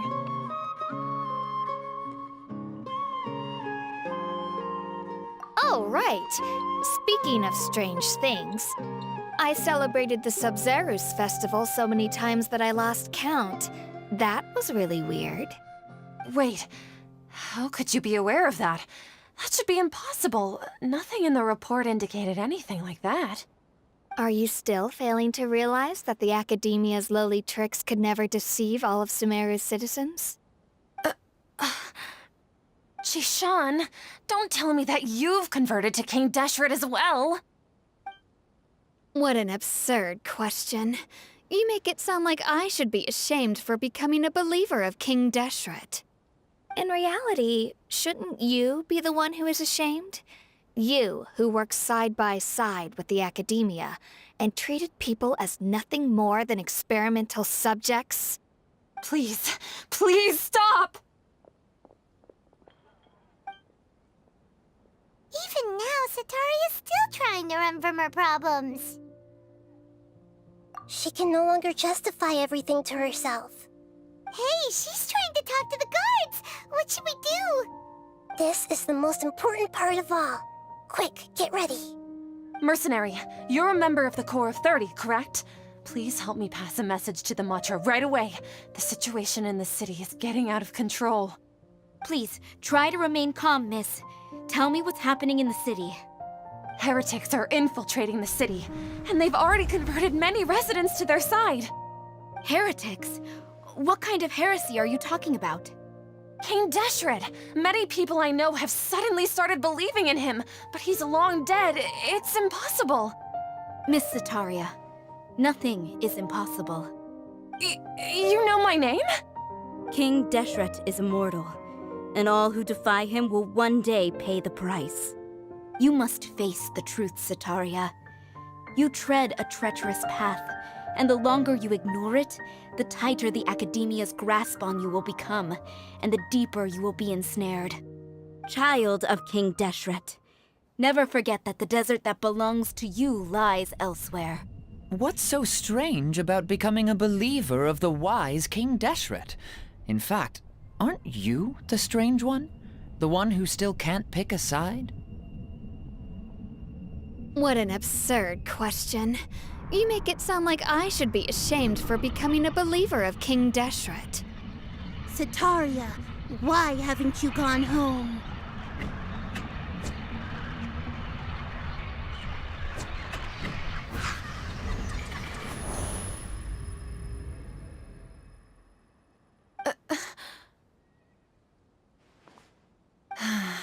It seems that no matter where I run, I only keep finding more believers of King Deshret.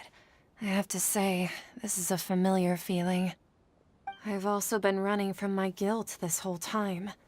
guilt over my part in the sage's plans, and from ignoring the letters from the children of my homeland.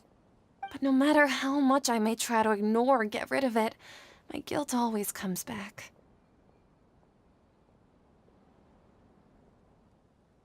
You won't necessarily lose your research opportunities by facing the truth. Besides, did you really want to conduct your research while carrying such heavy feelings of guilt? How do you know me so well? Are you truly just a believer of King Deshret? Or are you the god himself? That's not important. The important thing is to pass judgment on the academia and its sages, and to correct their mistakes. If you could provide some assistance in this matter, perhaps it could serve as a form of atonement. I've actually never believed in the gods, but I've always believed in serendipity. Your appearance must be a fated opportunity for me to get out of this wretched situation. Please tell me, what can I do for you? How much do you know about the sage's current activities? I was just one of the designers for the massed dream harvest scheme, which is what happened around the Sabzeruz festival. But I know very little about the full scope of the overall project. I'd assume that only staff with the highest clearance would have access to those confidential documents. I've just been working to meet the Grand Sage's specified requirements. However, there's something that's been really bothering me. I heard that a scholar who was previously expelled has returned to the city, and even the sages are still quite wary of him. To fight against the academia, we will need to figure out the nature and the purpose of their work. Is there a way for us to get access to the confidential documents you mentioned? It should be possible if we're willing to take some risks. After all, I'm an assistant to the Grand Sage, and I've been many tasks outside of the project. One thing, though, I won't be able to transfer the documents to you through the Akasha once I get my hands on them. The sages have always closely monitored all activities within the Akasha.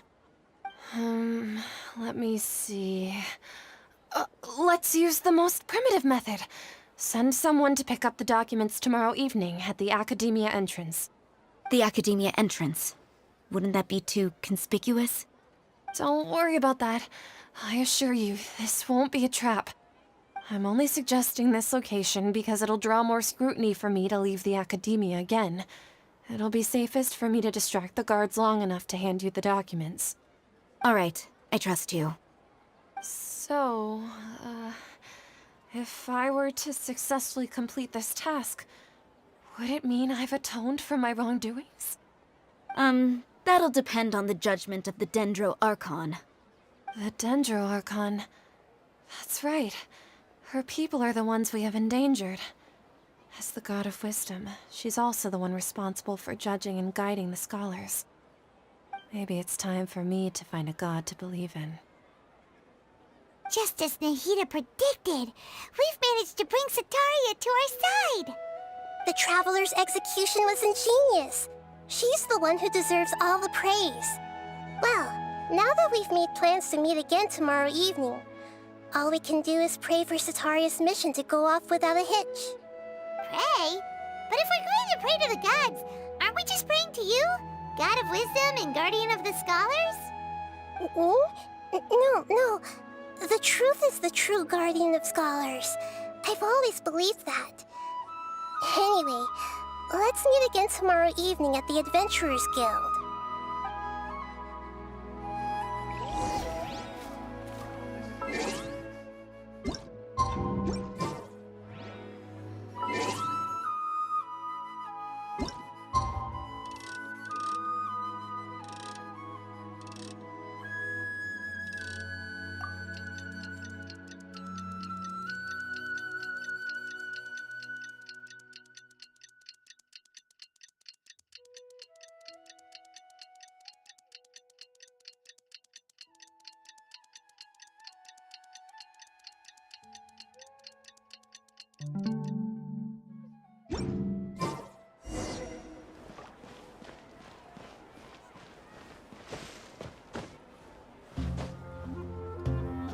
Catherine, we're here!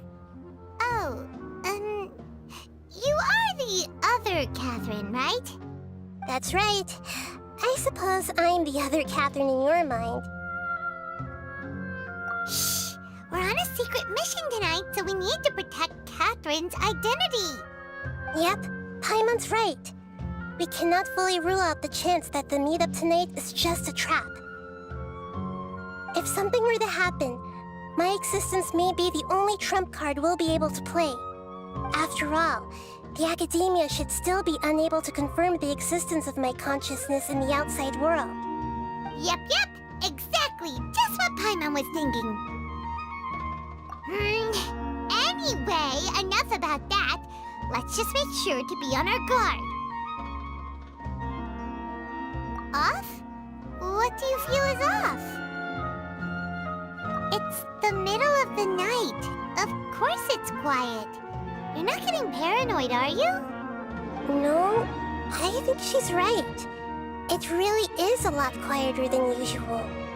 If you look around, there seems to be fewer people on the streets. I'm not sure if this is the case for the entire city, though. Huh.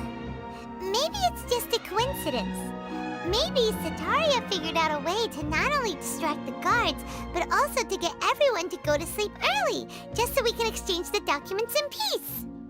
I also can't quite figure out why things feel a little off. But now that we're here, let's go ahead and meet her as we planned.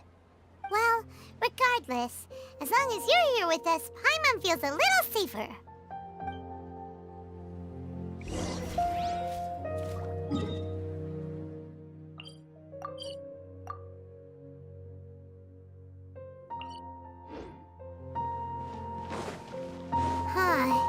There really aren't many people out right now.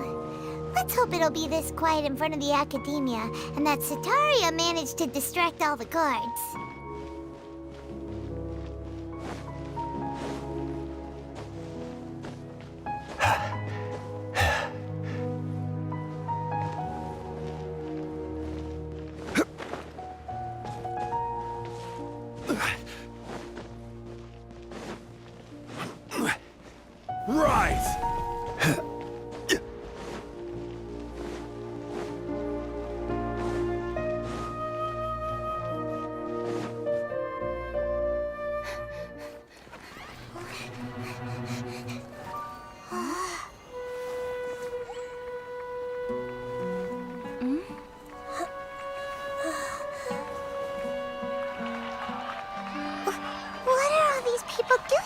This hour of the night.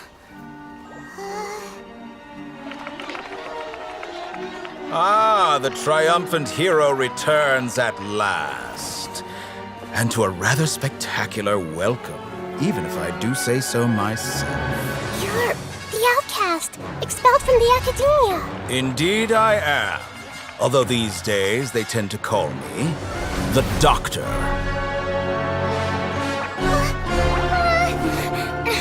If you're looking for your researcher friend, she has already been taken into confinement. With some basic caution, she could have discovered the listening device on her person. Clearly, she lacks the degree of rigor expected of a true scholar.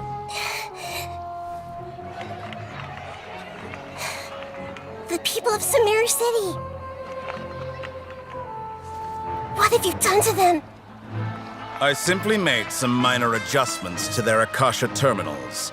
Now they can deposit information directly into the subconscious. As you can see, all these lovely people now believe this traveler is a hero who has just saved the world. My experiment is a success. And now it seems they can no longer hold back their sheer adoration. No, what should we do? These are all just regular people. Leave now. You need to get out of here. But that guy's a Fatui Harbinger. We can't just leave you here. Nor can I abandon the people of Sumeru.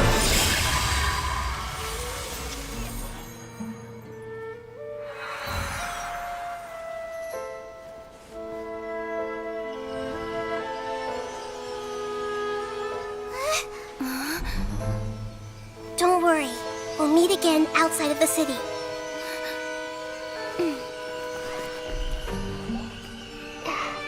I see.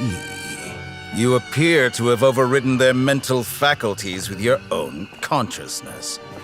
To possess such a powerful mind, you must be the God of Wisdom.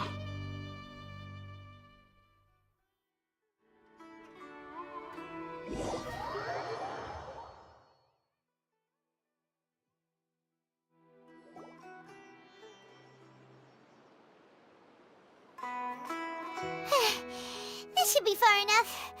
Whew. Paimon needs to catch her breath first. Is Nahida going to be okay? We only made it out because of her. Paimon wasn't counting on running into a new Harbinger here, let alone such a high-ranking one. That guy was number 2. So scary. He called himself the Doctor. Remember, Tighnari told us about him. Setaria did say that someone who once got expelled from the Academia came back recently. And that even the sages are wary of him.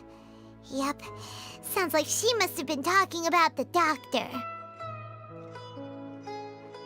Yeah, now that the Doctor's in the picture, we're no longer just dealing with the Academia.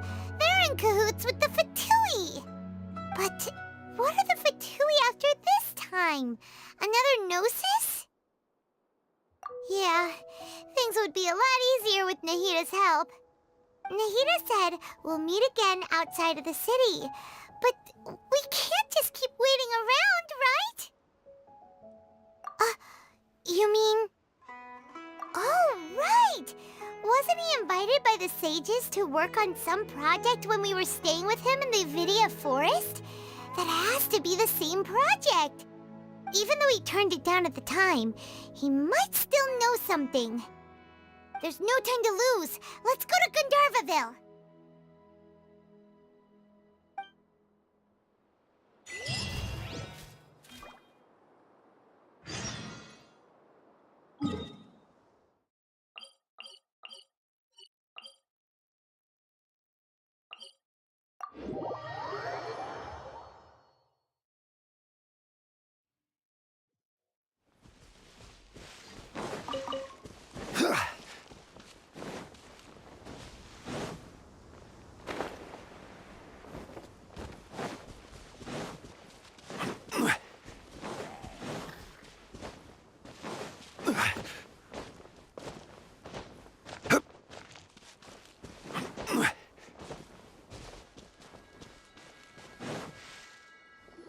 Hold it right there.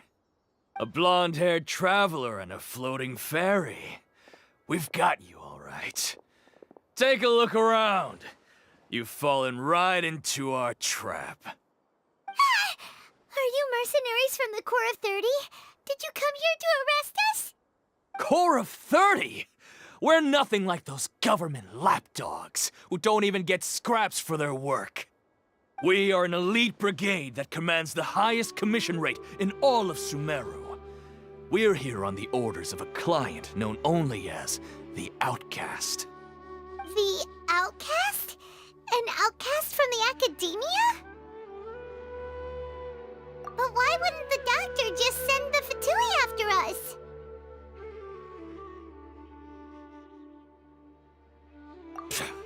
Still wasting time on idle chit-chat. We'll shut you up soon enough. Get them! You're up, Traveler! Following orders. Hear my prayer! Flee! Go get him, little Glenn! Don't be scared. With sword comes shadow. Speed of light.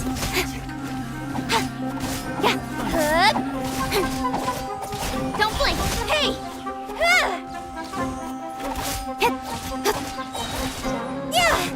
Incoming.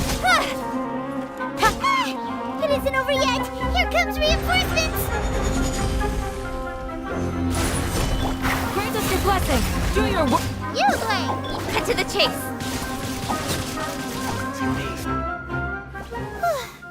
That was pretty rough. Is that what elite mercenaries are like? Yeah, looks like we'll have to keep our guards up. like a pretty tough opponent.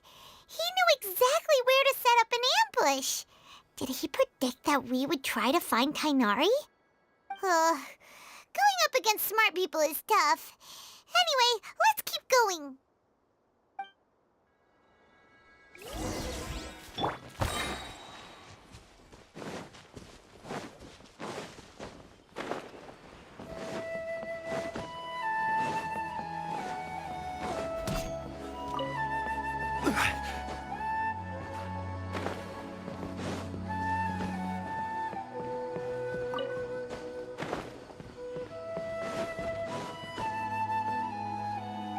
Oh, it's the Traveler and Paimon. What are you two doing back here? Kale, it's nice to see you again. Are you doing all right? To be honest, I'm not doing too well. My Elazar has been progressing at a faster rate lately. I'm finding it harder to complete more intricate tasks. As a result, Master Tighnari is taking me off the patrol schedule. He will only allow me to stay here and coordinate other people's tasks. Oh, Kale. Speaking of Tighnari, did he go off on patrol? We're here to talk to him. Oh, Master Tighnari? He just left the Avidia Forest a little while ago. He was headed to Pardis Dii. Huh? He left? But isn't Tighnari always saying that he never wants to leave the Avidia Forest? He even turned down the Sage's invitation. I thought it was weird too. Master Tighnari always prioritizes his work as a forest watcher above everything. He almost never leaves his post. He left in a hurry this time, though. No, I only found out that he left through a message he left behind. He also made sure to delegate all his tasks using a schedule. To leave in such a hurry? I'd guess he had something urgent to take care of. Master Tighnari originally studied in the Amorta Darshan of the Academia, and Pardis Dii is something like the Amorta's research base. Many rare shrubs and grasses have been planted there for research. I know that before he became a forest watcher, Master Tighnari once spent a long time conducting research at Pardis Dii. A research base, huh? Gotta wonder what kind of research Tighnari just decided to work on all of a sudden. Oh, we don't have a lot of time, so let's go look for him at Pardis Dii. Don't worry. I'm fine. I'm used to living with Elazar by now. If you run into Master Tighnari, please send him my regards. Got it. Will do. See you later, Kale.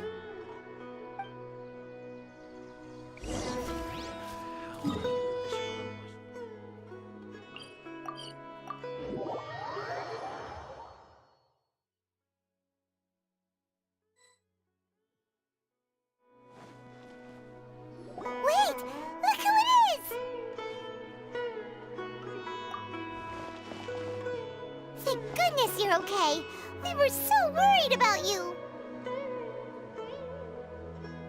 Hey, this was supposed to be a touching reunion, but you're ruining the moment.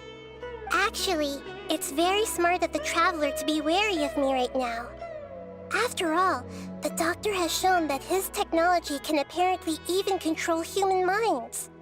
Plus, it's not like you could have known what happened after we split up and I was facing the Doctor by myself. Even a pool of stagnant water after a torrential storm can occasionally pass as a patch of sky. Paimon feels like only the real Nahida could come up with such an obscure analogy. Huh? But I wasn't trying to win your trust or anything. All I wanted was to clarify my point. Well, we understand that point now. Please, Nahida, tell us more about what happened. Are those poor people all right? When you left, I was still in the middle of restoring everyone's minds. Thankfully, when the Doctor mentioned depositing information into the subconscious, he didn't mean engraving information into their minds. Instead, he did something closer to creating hallucinations. That was still within my power to fix. Luckily, I managed to finish my restorations and mind jump away from him just as he was about to capture me. What a relief. The doctor sure pulled out some hidden cards, but good thing we had Nahida with us. I wouldn't be relieved just yet. I gave away my true identity when I restored everyone's minds, which means we've lost another one of our trump cards. Also, the doctor is already an expert at modifying Akasha terminals. Maybe it's only a matter of time until he captures my consciousness inside the Akasha. Would that mean you'd no longer be able to jump between minds? Then how do we stop him? He's still at the academia, so it's possible he already started messing with the Akasha. Ugh, it feels like he's toying with us. What a nasty piece of work. Plus, the doctor's combat ability alone is apparently enough to make him worthy of being number 2 of the Fatui. We shouldn't give up hope just yet. Let's try to find another way to attack this problem. Actually, Nahida, how did you know we were trying to get to Party's Thei? Have you been waiting for us? Yes, I have.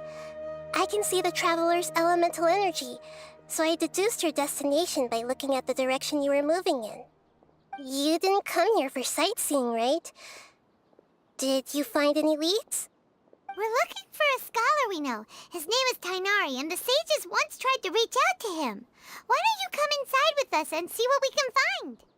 Okay, let's just hope we won't get him into trouble.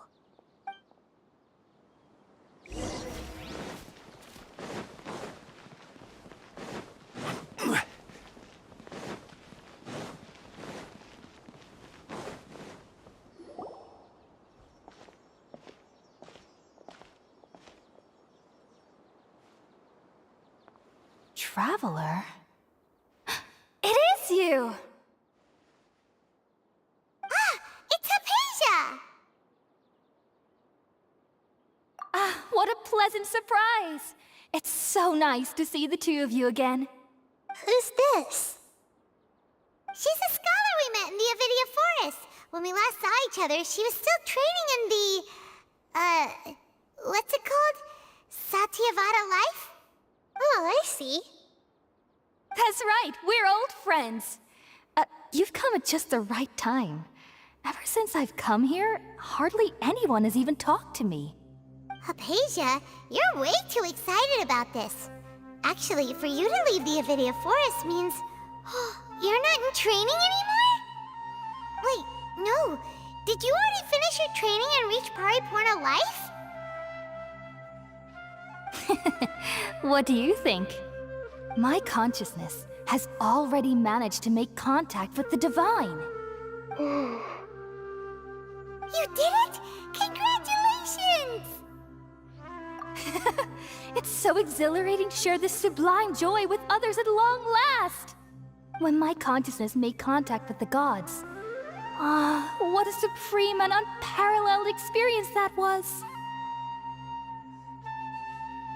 That sounds incredible! Oh, all right. Actually, please wait. I haven't forgotten my promise to you. Remember? I promised to help you understand what you saw from Irminsul once I gained deeper insights. My current self has not only gained true insight, but I can even help you establish a direct connection to the consciousness of the divine. You can do that? I've never heard of anything like that, but if you want to give it a try, I'll do my best to protect your consciousness during the process. Hold on. I brought some spirit borneal with me. This is still a crucial part of the ceremony. We're using that incense again? All right now. Hold my hand. I'll help you establish a pathway to connect your consciousness. Okay. Ready?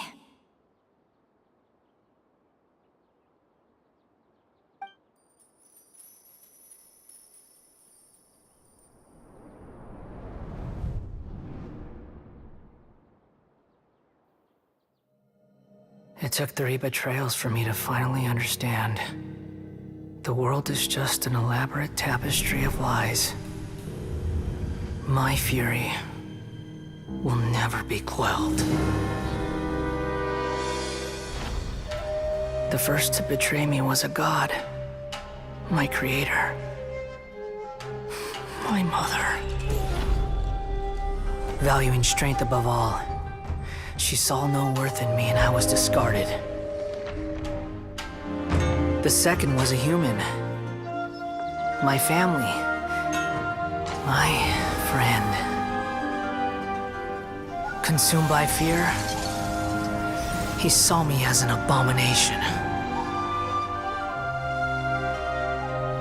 The third was one exactly like me. A hope for the future. A fledgling barely out of the nest. Powerless before his mortality, he broke his promise to me.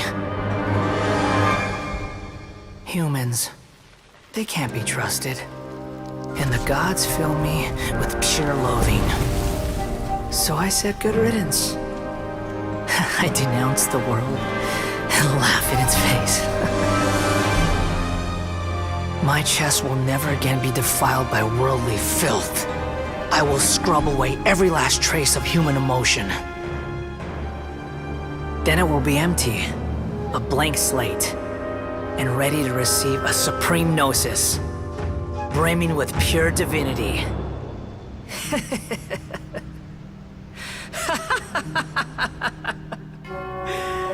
There is no need to fear. The pain will be brief. Your era is coming to an end.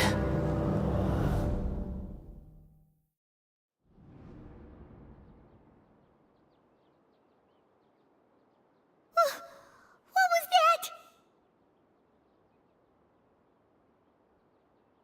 Did we actually just see the Balladier's memories? Everything matches what we know about him. But how is he connected to the divine consciousness that Hypatia was talking about? You saw it, right? You felt it, right? Such a majestic god! Such a noble will! Such sublime emotion! Alas, shame. If only that which beats within my chest wasn't a filthy mortal heart. Oh, great and merciful God, please grant me forgiveness and salvation. Do you understand now? I'm afraid this is no Peripurna life, but rather... You! Why are you so mean to me? Why is everyone hiding from me? I found divine wisdom. Shouldn't I receive praise and honor? Haven't I uncovered that light in the darkness? Hypatia? That's how I always thought everything should be. Wait. Have I already lost my mind?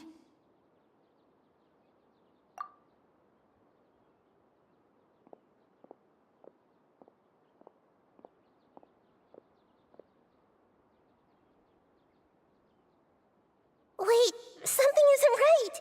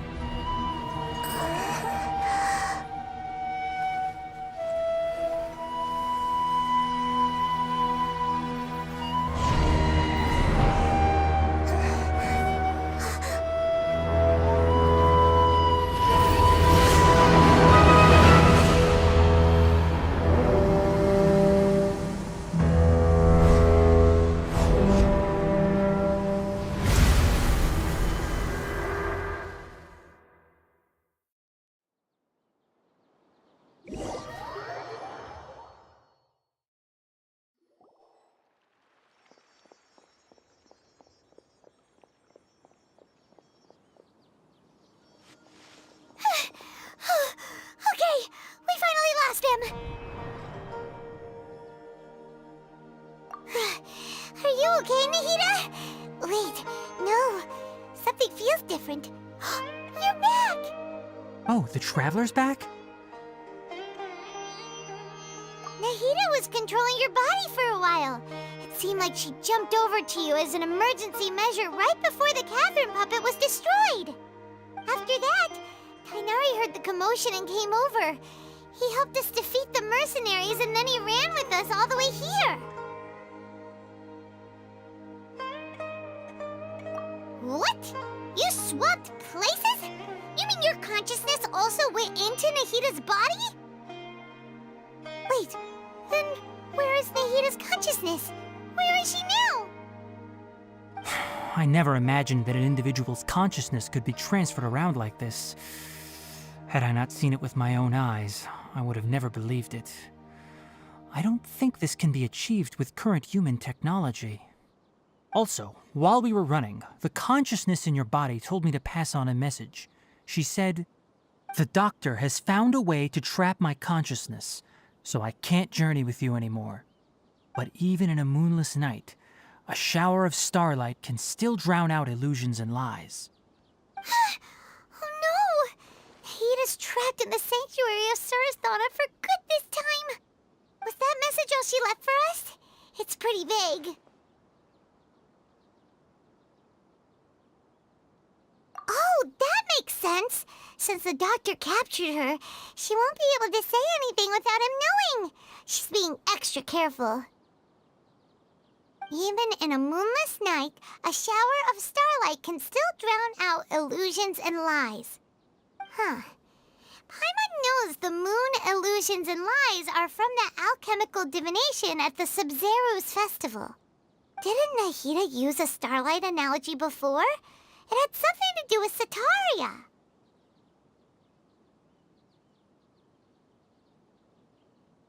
Oh, that makes a lot of sense. Huh. Do you think Nahida was telling us to go find help in the desert? But she isn't with us anymore. Think we'll be okay? Paimon, you said Sanctuary of Surasthana. Does this mean that this Nahida you're talking about, the consciousness who was occupying the Traveler's body, is the Dendro Archon? Your guess is correct, but the situation's a bit complicated, so it's really hard for us to explain right now. That's all right. A scholar's curiosity doesn't need to be appeased right away. As for the complicated nature of the situation, safe to say I have witnessed that for myself. I've spent some time with you, and it looks like the Dendro Archon's also on your side, so I trust you. Thank you, Tighnari. Oh, actually, we came here to ask you a question. What do you know about the project that the sages have been working on? Ah, that. While I was indeed invited to join that project, the sages were always secretive about its scope and goals, so I eventually declined. All I know is that that project has something to do with the restoration of Irminsul. Huh? Did you see something when you were in Nahida's body? What? Do you have any evidence?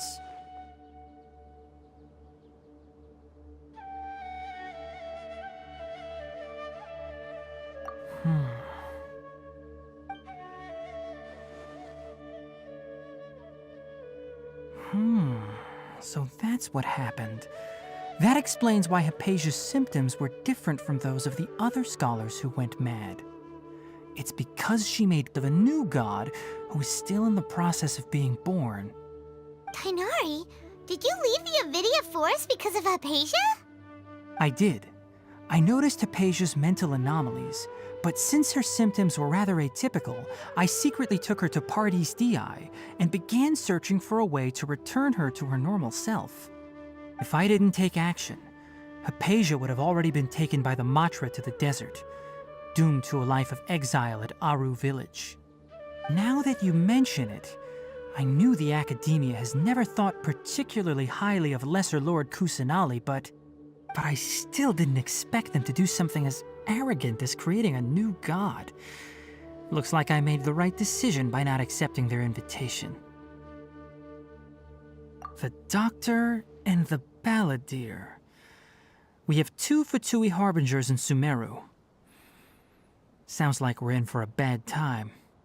From your description, I don't think they've completed their project. There may still be room for us to intervene. But then, what is the connection between creating a new god and restoring Irminsul? Yeah, it feels like we're still nowhere close to figuring out the sage's goals. Right, we've pretty much gone over everything we need to know, so we should head out.